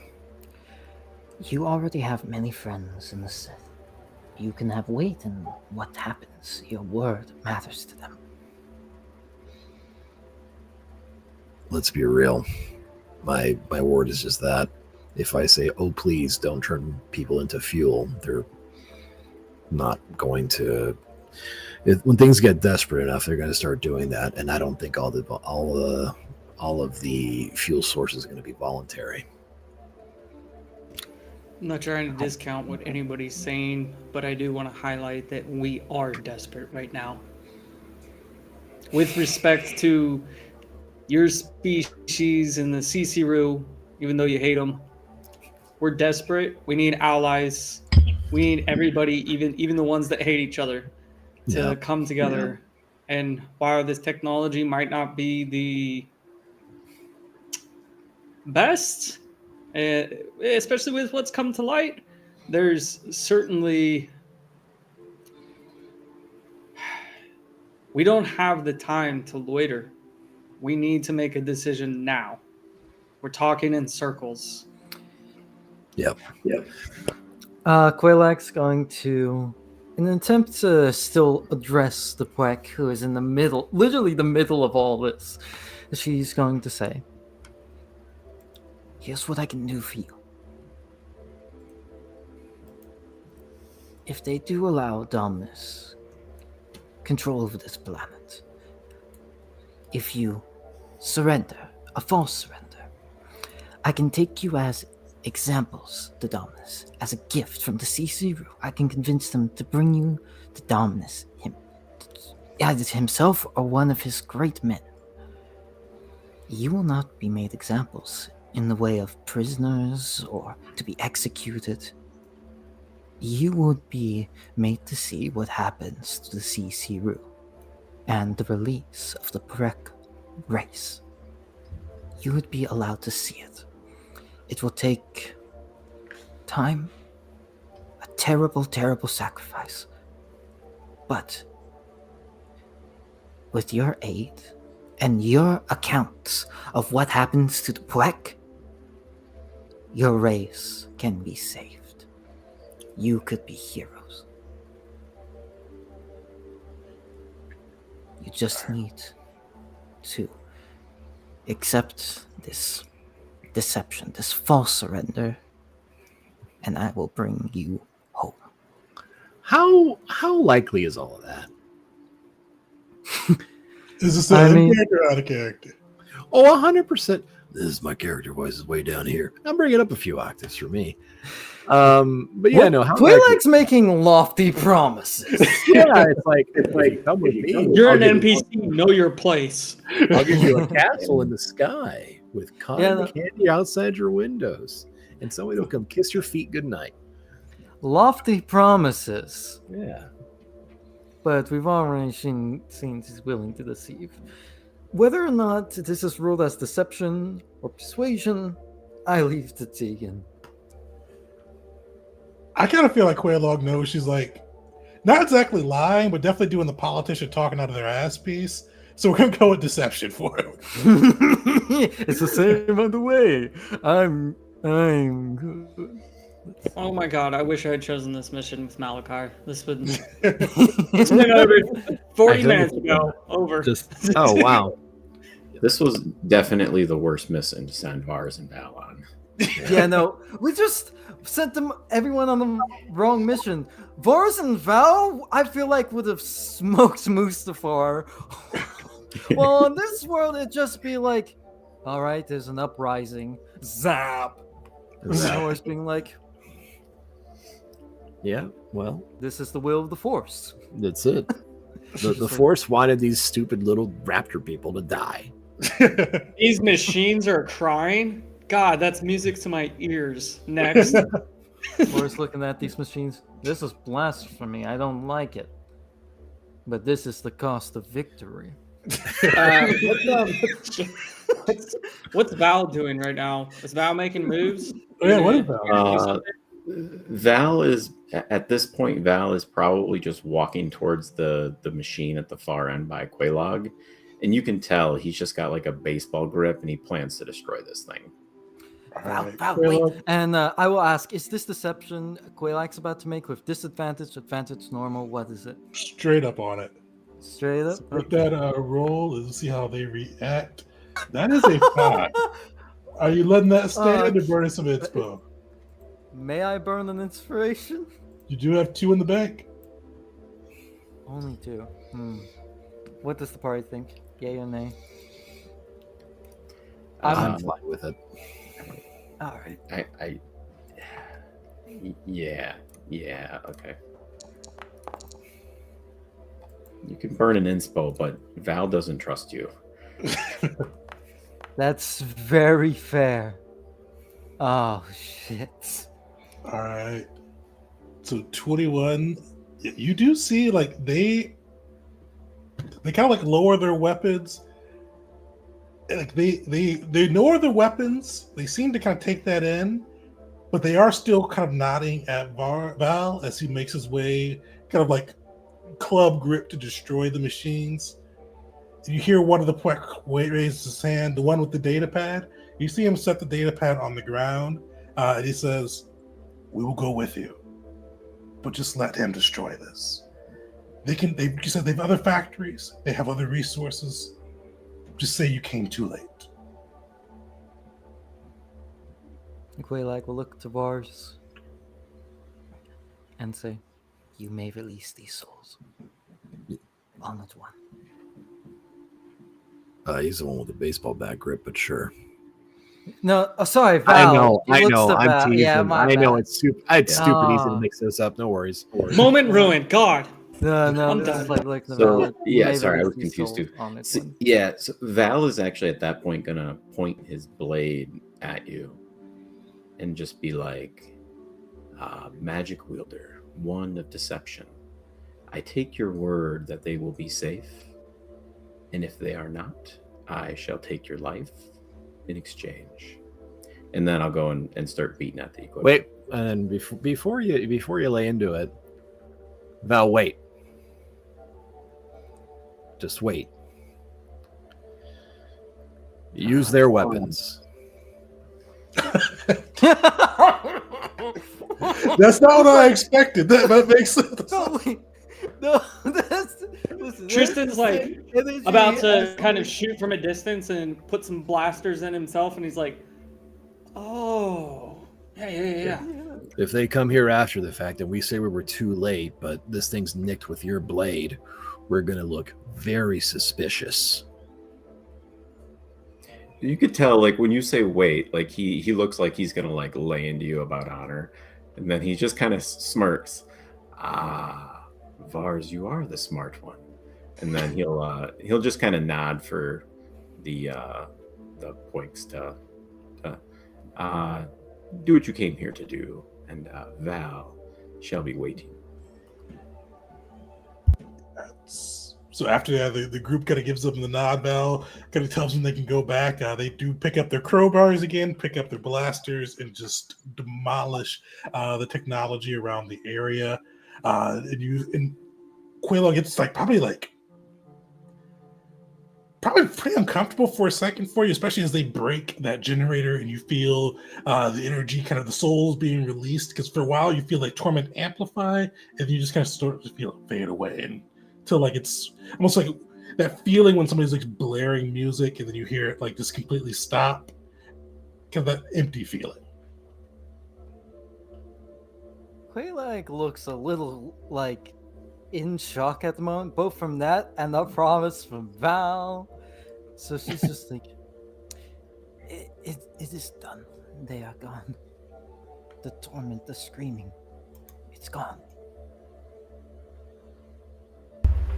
Does that mean that they're one with the Force or whatever? I don't know. I just know they're silent. We should get our story straight before we walk out of here. So, Of course. we're taking the 4 of them with us as our prisoners because they fucked up this factory, is what I'm getting.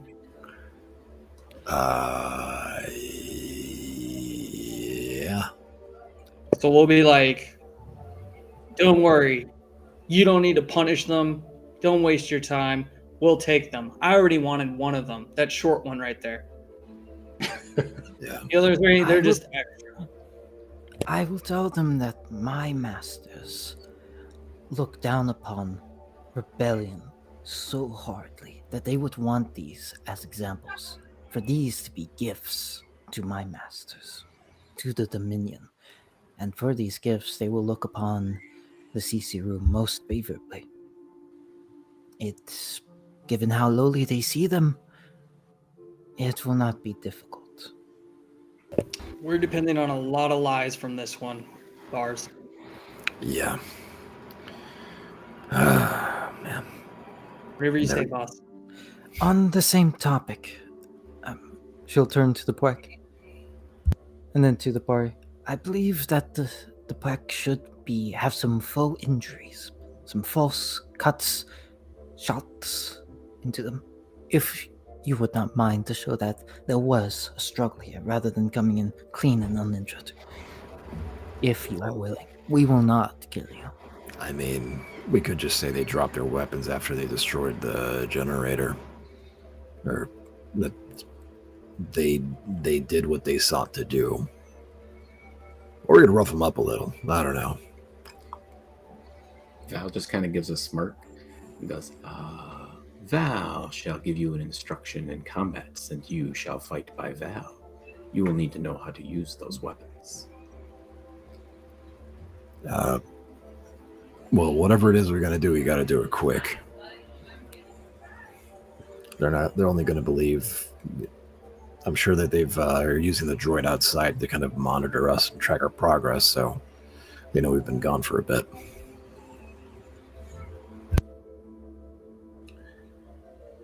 Sweet. So you guys roughing them up?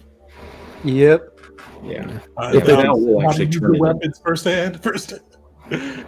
Yeah, Val will like turn it into an actual like instruction on how to fight. But yeah, I'll attempt to rough him up a little bit. Quelac will put some energy bow bolts into the walls. As you guys go through and kind of just make some visible wounds on the Puex and kind of gusty up the scene a little bit too, you are eventually able to escort the captured Puex outside of the factory.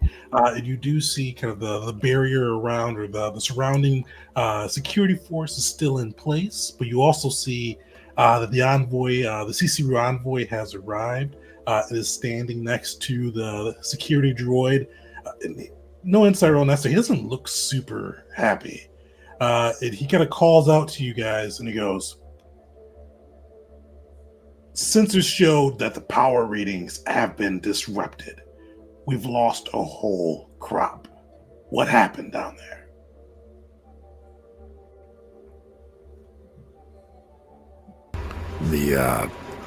The blacks were able to destroy you'd call it crop? It looked like a energy or generator or whatever it was. They Insider focused check. on it entirely versus us. We struck into them, but they saw it as their true objective. Whatever reason.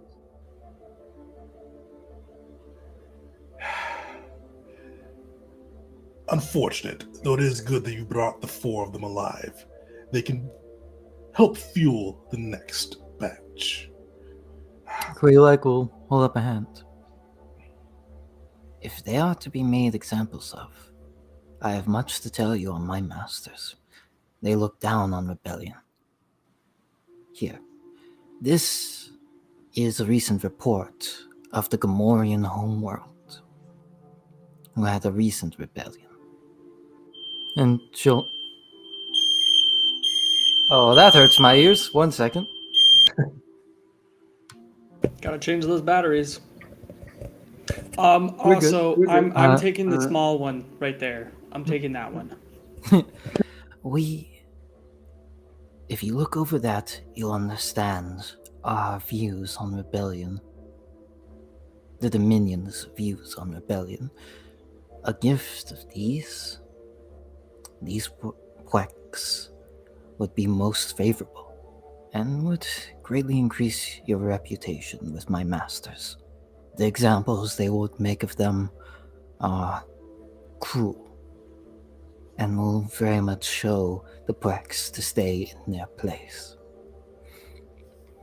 All right, give me a deception check with advantage with the Gamora data. Let's hope this one goes well.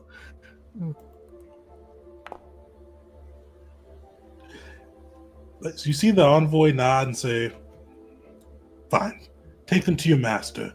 Hopefully he can properly punish them." I assure you, if I failed in my mission here, rest assured, they will be punished. He said, "We will take them back. You got a chance to see some of our equipment, some of our processes. Would that bode well for your alliance?" And he kind of keeps it vague.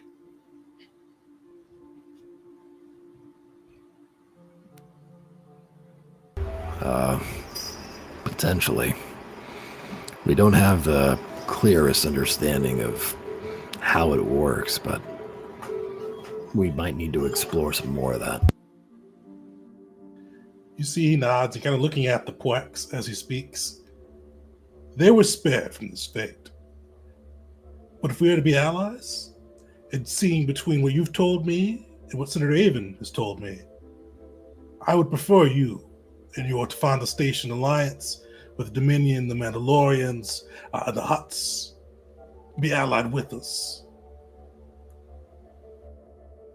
But if you were to be allies, we use inferior beings, and you see him kind of poke at the Puek, to fuel our starships, our droids, pretty much anything that needs power.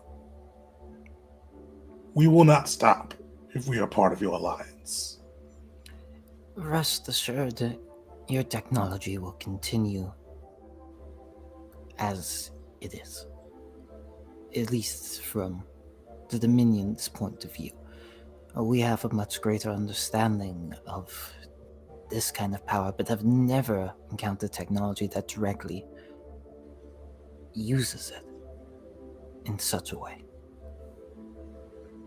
I myself am quite not so educated when it comes to this kind of tech, but my masters would be greatly interested.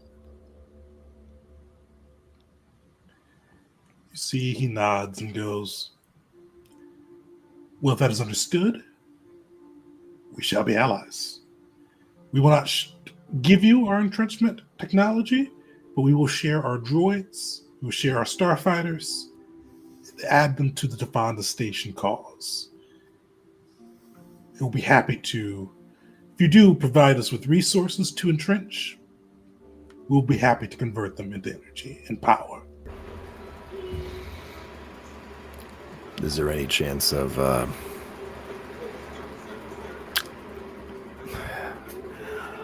I'd really want to get a better understanding of how often you entrench.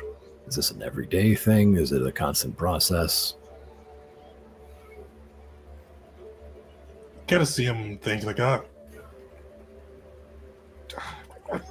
of course, we have to, whenever we need a new droid, a starfighter, or our starship's energies get low, we have to top it off. I thought you said your droids did not need to recharge. They do not need to recharge, but we often need new droids. I see.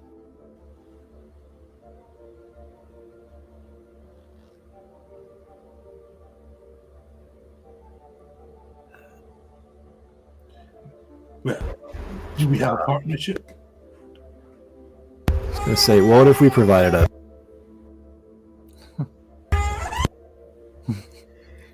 No worries, man. You're good. a different source of entrenching? Perhaps prisoners, or... I'm curious to see what happens to a Vong when he's put through that process.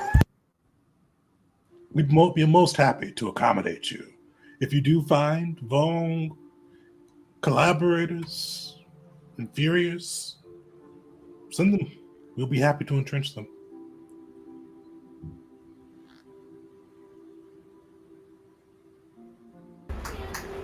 That's a lot to think about. That is a lot to think about. We'll need to confer with the rest of the Fonda Station before we...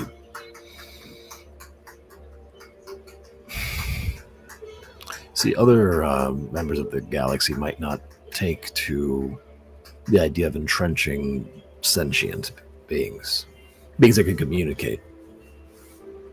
I understand you see the Pwek as lesser, but the fact that they can communicate makes them a little more than bees. Makes them more than bees, excuse me.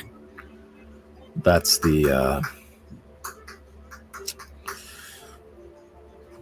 complication. Well, our offer will not last for long. But go, speak with your people, come back to us.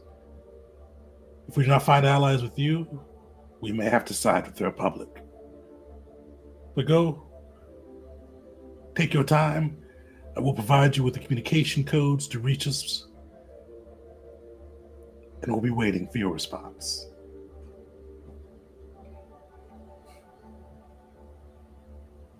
It's clear Quelaag wants to say something, but her eyes occasionally dart to Val, so she holds her tongue. She has been taught not to overstep. And me as a player, I'm just wondering, these people gotta have prisoners, right? Lots of prisoners. Lots of prisoners. Who, the CC? No, the rest of the galaxy. Oh, yeah. We are going down a dark path. Yeah, a little Yeah, I dark. wasn't sure if you guys would go down the path at all, but yeah, you guys are all board. I mean, Bro, I'm torn because at one end it's like, oh, good fighters, good droids, good fuel sources, but then you got to feed people to it. Bro, I was just playing an foil. NPC how I thought they would be playing. I was having to make like big ass lofty promises. I'm surprised I got this far. I honestly thought at some point I was gonna just like, all right, you die. If you wouldn't have passed that deception, that was the plan. I was looking at that, like, so out of character. I'm looking at that. I don't have a choice. Yeah, no, listen, if I failed that, both Quaylak and I was fully expecting like Val to be immediately like off with the head. It's like a son, like off with the head. But yeah, so they will kind of escort you guys back to the ship, along with your new 4 Puek friends that are going to be taking a trip to the Dominion. Before you guys leave the planet, is there anything you all want to do? I want to look for the senator's ship. I want my whatever amount of precious metal I'm getting. Definitely, they are going to give you some, but since you let the kind of the energy source be destroyed, they are giving you less. So they're going to give you about 3,000 apiece. More than I had.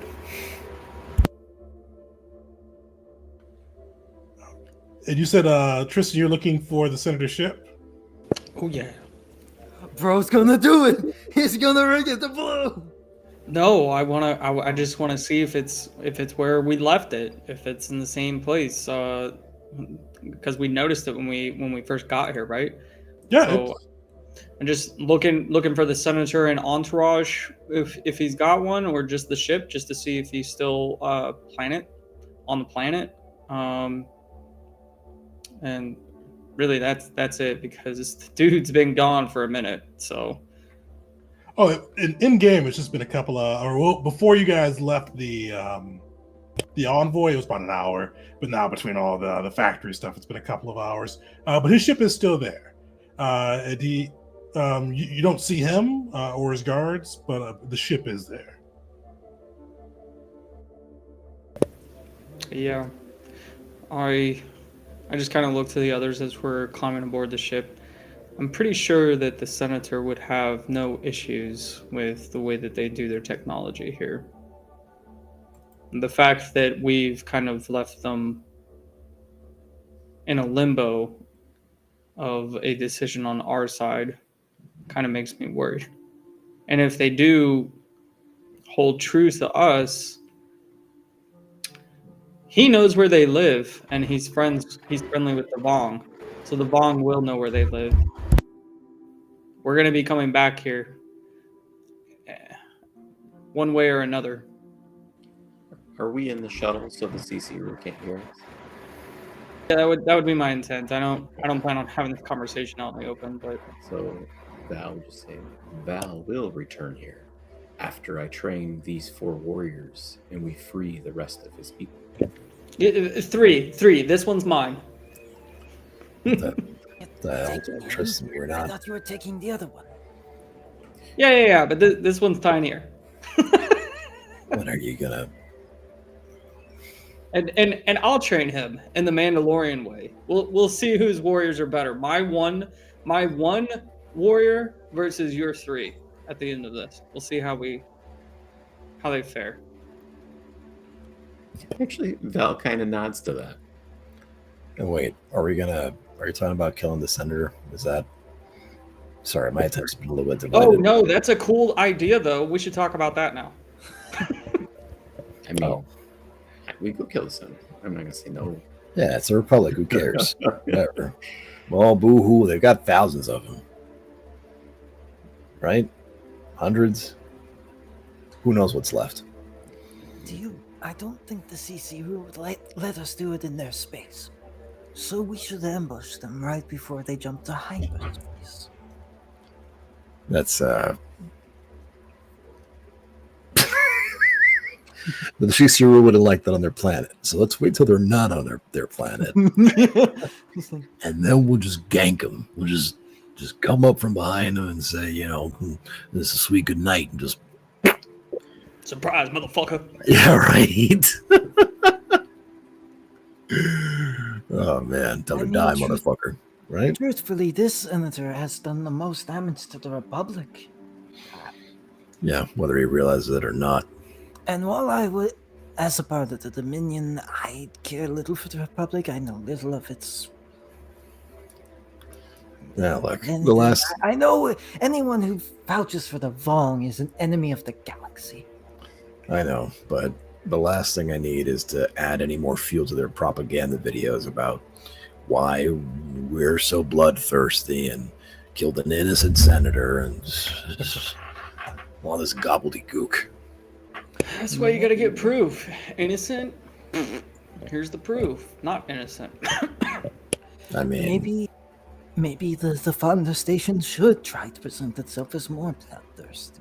You should probably get that really cool Sith Lord Malachi who's missing a leg now, I heard. I don't know how I know that. He'd be all about this technology and assassinating the senator. Just saying. I hate that I'm overthinking this. Like, whoa, what if we killed the senator here, and then the Republic thinks that CCRU did it, and then we ruin that potential. I feel like I'm thinking too many steps ahead for VARs. No, Var's just thinking like, if we kill him here, the Republic will think the CCRU did it. Wait.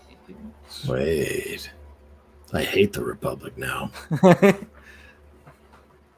Friendship with the Republic ended. My best friend's now the Dominion. All right, maybe yeah. Let's not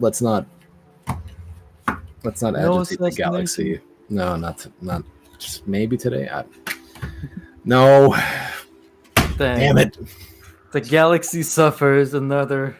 However long it takes us to re-encounter this senator. Yeah, right. All right. Well, you guys are able to kind of make your way. Wait. I know it's unlikely, but I forget what they're called. The billups that they use to communicate long distance or whatever with Wong the Vong. Mhm. I know that like our sensors couldn't pick it up,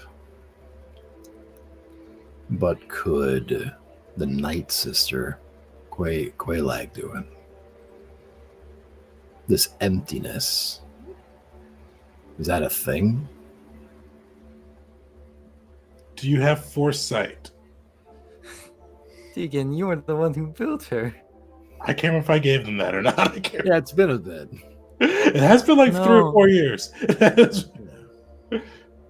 Oh my man. goodness. Where's, Oh, now I feel old. where's Malachi when we need him?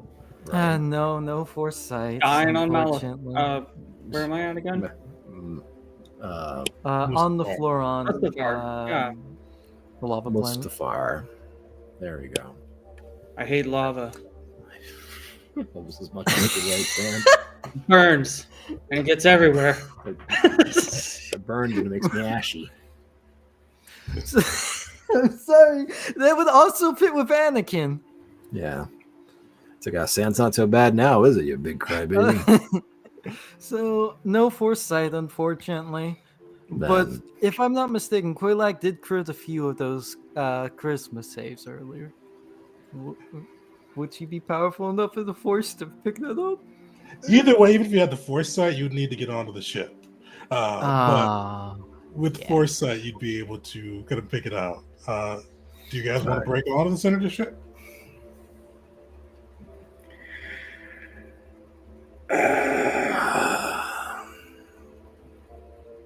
That would be bad for the CC Roo too. Would the CC Roo see that as disrespectful? Likely. You'd have to assume they invited envoys, and then one of the envoys broke onto the ship. Yeah, and then try to like, hey, time to die, other guy. That Did we check to see if like any signs that that the senator broke onto our ship? Now that I'm thinking about it, Oh god, that that'd he be did funny. something to us. We turn the key and That'd be funny. Like we're over here like debating we're debating like should we do this, do we that, blah blah, blah. And like the Republic escort is waiting for us in our ship to ambush us. that'd be swell. I'm like, yes, now we get to kill the senator and not feel bad about it. Thank goodness. If only. But yeah, no, I guess we're gonna respect our host and potential ally and make our way back to the ship unless anybody else really wants to stick it to the Republic via the senator. Nope. Nah, I feel like out of character as a player, personally I feel like I've done too much of Quelaag, so I ain't gonna make her be like, yeah, let's also kill the senator while we're at it. Yeah, let's promise. We're gonna save you, and also, by the way, a little assassination never hurt anybody. I'm gonna be real. I was just playing Quelaag how I thought she would have been like deceptive, night sister, Dominion, all that in mind. Like, I didn't think she'd get that far. After what Val said, I thought she was gonna die. Yeah, with that though, you guys are able to load back up on the ship with your 4 Pwek in tow and make the jump to hyperspace. You probably have a few days aboard the ship where you can kind of talk with the Pwek along with your kind of your fellow party members, but eventually you do wind back up at Tafanda Station with the rest of the crew already there, Horus, as well as the recently changed Lord Malachi. You are able to kind of link back up with them. And Quelaag, I assume you probably make preparations for the 4 Pwek and are able to kind of begin your conversations with the full crew on, do you take the deal or not? I do want to do one thing with Quelaag and Malachi. Because despite what was advised to her, Quelaag is going to go to Malachi with this information first. In the hopes that the Sith looks favorably on Dathomir. Which is bad considering after this events on Mustafar, it has changed Malachi to be just a teensy weensy. Perfect. Yeah, so Quelaag, you're able to easily find Malachi. Malachi, what's Malachi doing when Quelaag finds him aboard the Fonda Station? Seething. If he's kind of left the med bay at all, he would just be making rounds, I guess. I forget what Tafanda Station looks like, but if there's kind of a circular maybe observation deck that kind of surrounds the station, maybe he would just be walking a little bit straighter, not his normal like hunchback like Darth Sidious type posture, but kind of standing a little bit straighter, and you hear just a clink, clink, clink with every step that normally it would have been silent and almost like he's just hovering across the ground, but now you know that there's some feet down there. So he's got his mask on. It's all fucked up from the fight. And I guess it depends on how you would approach him, how his mood would be. But she would have physical notes on, I forget what they call paper in Star Wars, but that as well as a data pad in her hand. And she would be approaching him respectfully, but a little quickly, kind of, I imagine, like power walking. And she would go, Lord Malachi, I am Quelaag of Dathomir and the Night Sisters. I am a part of the Dominion. I was a Dominion representative sent on a mission with your compatriots Vars and Val. I have reports to make to the Dominion, but I thought it most appropriate to come to you first, Lord Malachi, as you are the Dominion's representative on the Fond Station itself. And the C-Series technology, I think, will greatly interest you. They have a way to use the Force as fuel for their droids, for their ships, for their technology. They use a subspecies called the Puek in a process that is right down, if you excuse my almost casual term, right down the alley of the Dominion, if I'm using that correctly. It is all within my report. I would hope that these findings I have brought to the Dominion and to you, Lord Malachi, would allow Dathomir to be looked on more favorably. For it was Dathomir who has brought this to you. And she would present it, taking a knee, bowing head, for a moment considering, like, should I go on both knees? But just like a respectful, like, presenting it. Malachi takes two smaller strides. He's not walking really fast, but just two small strides past him, or her rather, and stops, turns around, kind of takes one step forward, and glances down at the Night Sister, and you see the pale hand, the black fingertip nails reach out, and if you raise your eyes at all and you look at Malachi, there's a very faint shadow kind of emanating from him. There is an eminence just coming out from him. This is the first time that you've ever met him, but there is just flavor because of what's going on with Malachi. There is, maybe you almost feel like there's two entities or something there. But this hand will come out and will take the data pad and other notes from you, and he'll kind of glance down at it. Interesting. Walk with me.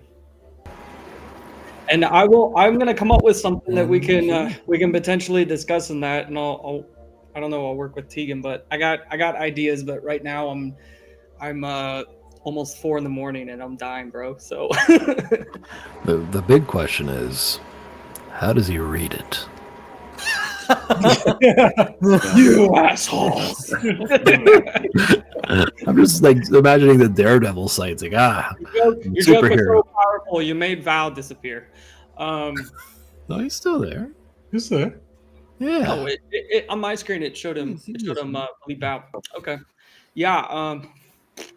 That's a fair point. However, Read this to me. I'm guessing. He has Give me a verbal report. it's in Braille, man. I can read. I don't know. Maybe the writing will be hard. You guys are going way too deep into this. Why am I trying to figure this out? Tegan, help.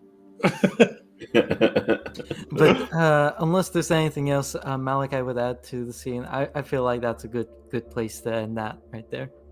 Yeah, that's cool, man. I like that. Yeah, I still have no idea what's going on with me, so I'm just winging it. So slap my hand if I'm going in a bad direction to you, but I'm just kind of like I got some sort of dark shadow following me, attached to me now. I've essentially, I don't know, sold my soul to come back at this point. I got a patron. I don't know. What Sith Lord said, ooh, yummy. We can talk about it. Basically, you just lost a little bit of your humanity, though. Nothing too crazy. Like, just. Okay. You can flavor it how you like to, but nothing really crazy on that side. Okay, sweet. Yeah, but I'm just gonna take the information. I'm gonna roll with it. But Malachi, had he been there, there would have been. It would have been you're dead. Bye. All four of those creatures gone. We would have. He would have. He would have taken the technology. Oh, it's screaming. That's interesting. I love it. What is this? What am I hearing right now, guys? Can I buy one? 10 Hey, actually. mood music. But for the whole crew here, this would be Malachi, this would be Horst, this would be Val and Vars discussing the alliance with the CC Rue, correct? Yeah, definitely. We'll kind of wrap up with that for today. So yeah, what's the crew thinking with this? Malachi Horse, you guys are brought up to date on the CC Rue, their whole process and what they offer.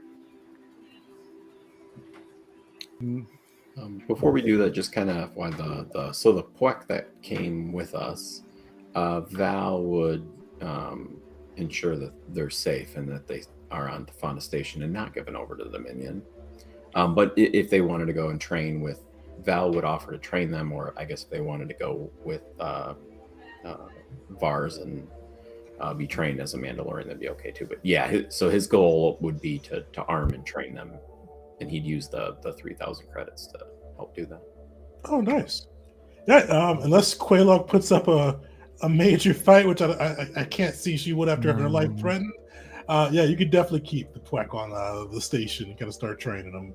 Quaylag thinks Val is like a hair away from killing her, which might be may be true. So she's not. He says like, I'm keeping these. It's just like, well, I put in my report. He would have that information be in your report to Malachi as well. All the deals and the things that you said. So not just the technology, but what took place. It would have included those, but as like the espionage expected of the Dominion. Okay, and I guess another question, just for my future thinking and all this: Are you giving me the information and then also sharing it with the Dominion, or are you just giving it solely to Malachi? She's giving it solely to Malachi with the intentions Malachi would give it to the Dominion. Okay. With a favorable report for Dathomir. All right. I don't know why I'm expecting a force choke. This is most interesting. Thank you for this information. Die. No. I'm a merciful god now, guys. What a pity it had to come from your dying breath. All my darkness was actually in my right leg. You see? I lost it. There you go. I just became a nice guy. Butterflies are cute. All of a good chunk of Malachi's humanity was in his right leg. Now that it's gone, you have darker Malachi. You have meaner Malachi. Meaner Kai. As you hobbled around on the floor, you found peace. This isn't even my final form. Wait till I lose both Now, legs. in the dark side, he has a leg up. Hey, a leg on Mustafar. Yeah, but in the grand scheme of things, in front of people, kind of putting the additional information that I have aside, which is kind of the same what everybody else already knows, just my own thoughts on the matter. Congratulations on the successful mission. It wasn't quite the same for us on Mustafar. We had heavy resistance, and there was a lot of sacrifice. But you can't gain power without sacrifice. And a lesson was learned. Well, We had casualties, and in addition, we lost many Aurorian mutts. I have since held a feast in the honor of the dead for the Aurorian mutts, and the support from the Jedi Order is now in question. What do you mean in question?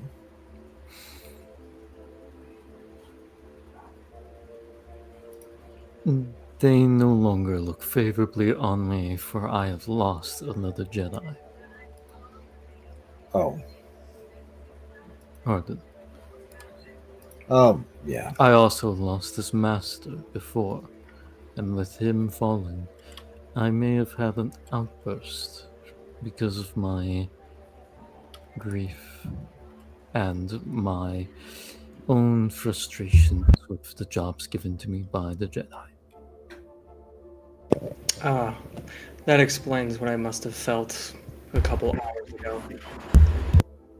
I will say the technology by the CCRU will be a fine addition to our forces here at Tefanda.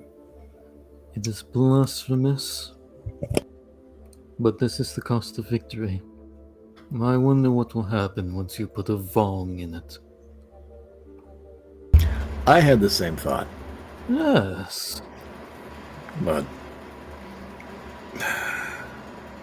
I hate to think that there's hundreds, potentially Pwek, that are going to suffer that fate when we could potentially use it as a way to, I don't know, perhaps put to use some prisoners of war, something. Vong or collaborators. Vars, this is an entire planet. It will be much more than hundreds of Pwek. The CCRU will not be an ally, because Val shall kill them all.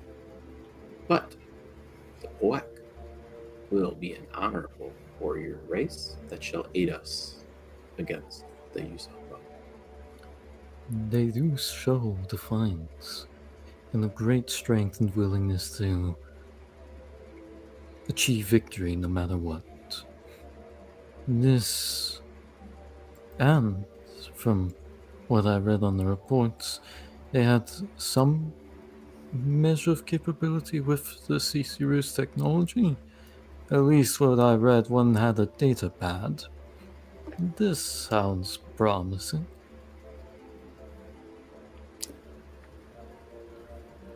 Well, I do not want to work with the CCRU. When I first heard of them, sounded imaginary. And now that from the report, the Force user you brought said their connection was low. And I find that in the practice is quite disturbing. If we must ally with them, so be it. But if what Val has suggested is a possibility, that we can be rid of them, keep their technology, and put the Pork in power, so be it. Whatever will achieve us victory and ensure a future for the galaxy. well, maybe we can find a route to that with speaking with the Pwek that we were able to take from their world. And this is something I guess I'd want to like look into, like the I guess higher class of the CCRU or whatever. How many of them are there in relation to the Pwek? Yeah, you definitely have had time to kind of talk to the Pwek on your way back. The Pwek outnumber the CCRU, but basically like about a little over 2/3 CC or Pwek, 1/3 CCRU. Yeah, and well, like the droids that they control, is it some sort of handheld device? Is it something implanted in the droids? Is it a mixture of things? So they'll mention too that the droids are typically programmed to only respond to CCRU. Sometimes they can be sliced, but to do so, it's a heavy endeavor.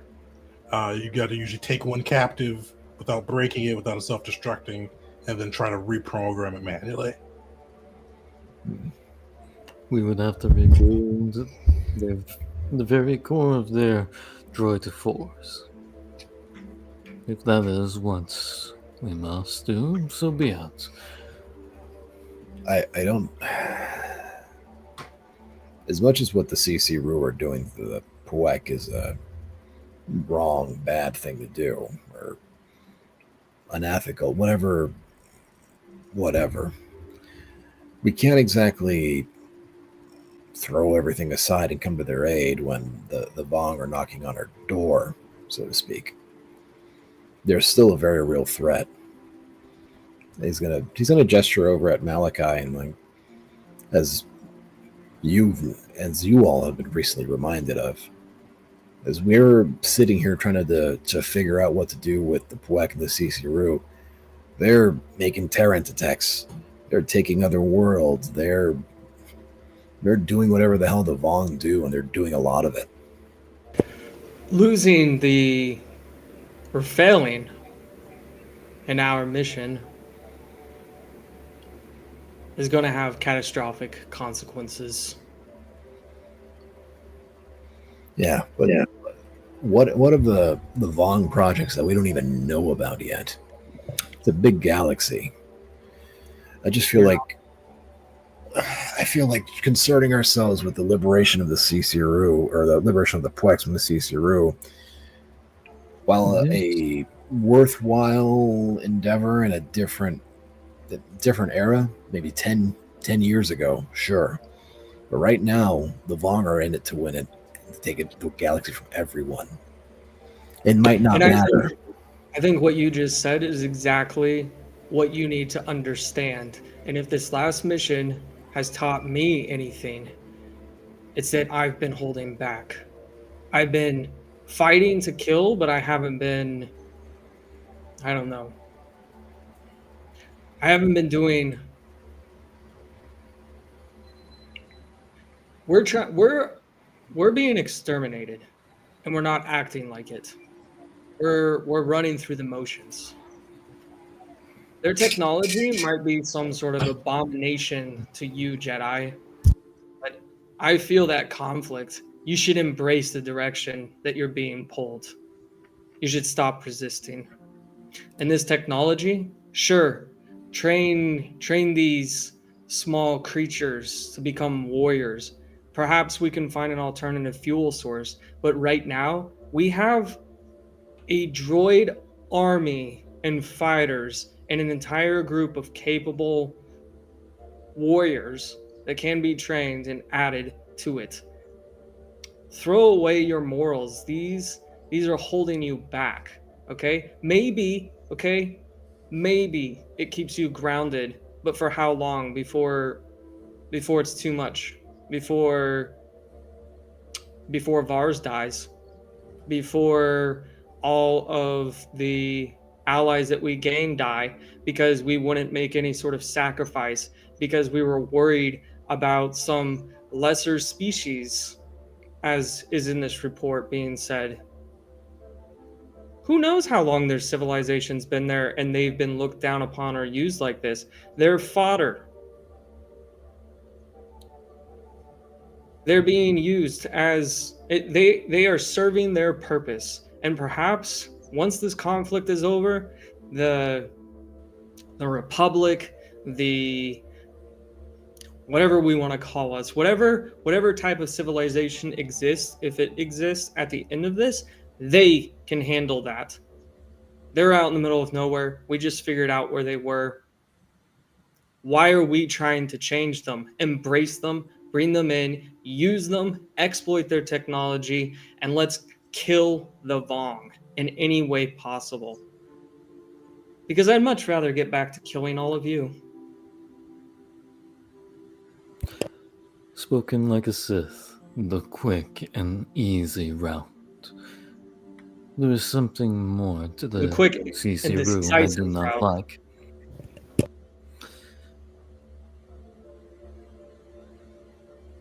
You are right, there is much conflict in me, and while I disagree with your throwing away of morals, as much I do agree with you. But I also agree with Val. These CC they are too much like the Vong, low in the Force, using these creatures Yes, their droids aren't made of flesh, but they might as well be. They have taken what many would consider their souls. They have denied this entire race an afterlife. I will do what needs to be done to attain victory. I will swallow my pride, my morals, if it must be done to save the galaxy. But I believe building a foundation for the future is necessary in the CC denying this race their connection to the Force, and to become one with it, their afterlife. Nothing but blasphemy. Use this technology on the Vong, not sapient living creatures. What does Horus's aura look like? Since I can see that. Chaotic as hell, pulling between light and dark like usual, just even more chaotic right now. Okay, but by chaotic you mean red because there's literal colors. It's red, blue, or yellow. I think He's chaotic neutral, but I imagine it's a lot of reds and blues together, just being in a storm torrent. All right. I mean, don't the Hutts have a lot of prisoners? Unscrupulous types. I imagine the Dominion has its fair share. Well, maybe not. Speaking of aura, you're going to see that Val is bright blue. And there is no conflict in Val. And so Val will just kind of nod along and listen and just say, Val feels that you cannot win a war with cowards. The CC Rue won't leave their planet, and yet you somehow think that those cowards will help us fight the Yusong Vong. Those cowards who have no honor, who have no dignity, who steal the souls of what you refer to as their lesser species, you think they are going to help us beat formidable warriors in the Yusong Vong? You think this is how we win the war? We win the war by recruiting those who are willing to fight. The Puek, I see great honor in them. I see great potential in them. So yes, the CC Rue will help us defeat the Vong. Because when the Vong know about the CC Rue, and yes, the abominations that they create, the Vong will send all of their forces against them. And the honor of the Puek that is stored in those droids will be turned against the Vong, and when they are defeated, the Puek will be set free. And we will pick up what remains of the Puek, and we will turn them into a fighting force that will help us take the galaxy. Well said, Val.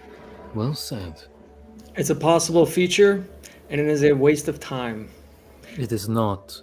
The moment the CC Rue's homeworld is attacked, the moment the CC Rue are attacked, they will flee to their homeworld, and whatever forces they have in the galaxy, they will pull back. Okay, hold That on. was Just right real there. quick. Tegan, Oh, sorry. so they won't leave their planet, or they will leave their planet?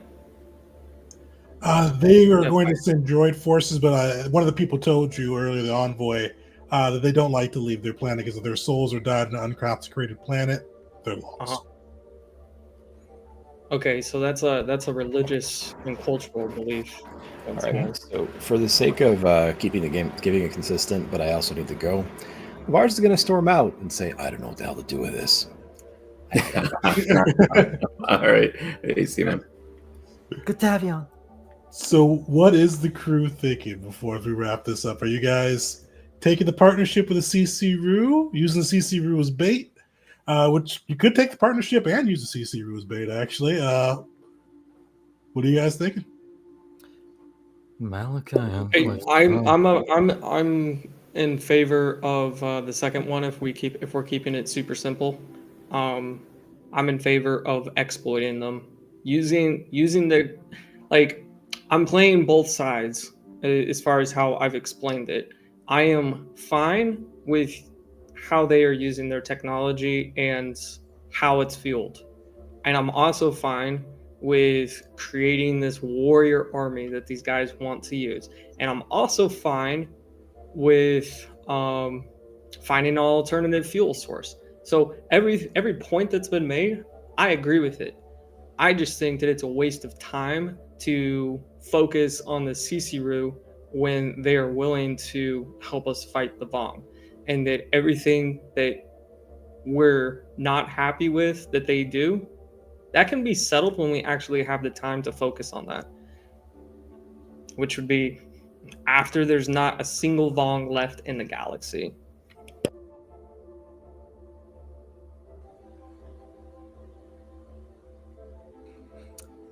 Okay, so it sounds like everybody wants to at least make the deal. Are you guys making the deal and then using the Vong as bait? Or just taking the deal? I feel like Horus is in favor of using the CCRU as bait and then letting the Puek basically rise from that. Because Horus has already made clear he doesn't like the CCRU because they have low force sensitivity. They won't leave their home worlds. They're not great fighters. They make droids and use souls to heal them.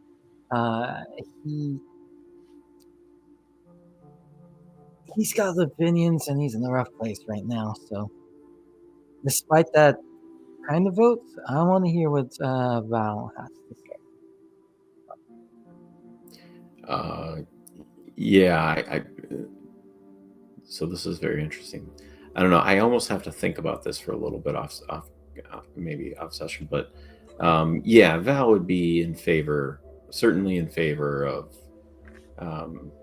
using the CCRU as bait, and then using that as an opportunity to help the Puek free themselves. So. All right. Sweet. Well, next session, we'll go into that a little bit more. But it sounds like everybody's on board to take the deal. So you will get some resources from that as well. So you guys are going to bring in the CCRU on board, at least for the moment. We'll get a free advanced modification a piece. So go through, find one of the advanced or lower that fits whatever you're doing. And that's also going to bump Tafanda Station up to a 5d10 category faction, as you get 1d10 for bringing CCRU resources on board. And you guys see, as you kind of look through, swarming around, even patrolling the hallways, you do have some of the CCRU droid forces joining Tafanda Station and assisting. So we'll get into that next session a little bit more as we get into downtime into your next mission. But yeah, we've got to figure out exactly how the group wants to utilize the CCRU and what, if any, type of bait situation you may throw them into. But yeah, that's where we'll wrap up today. I'll ping Vars, but are you guys good to play next Tuesday too? Yeah, I'm good to go. Perfect. Oh, wait, hold on. Yes, I think. Yes. Sweet. Well, I'll ping Vars, make sure he's in, and if so, we'll play next Tuesday. And then we'll get in downtime in next mission. Yeah. Thanks everybody for hanging out.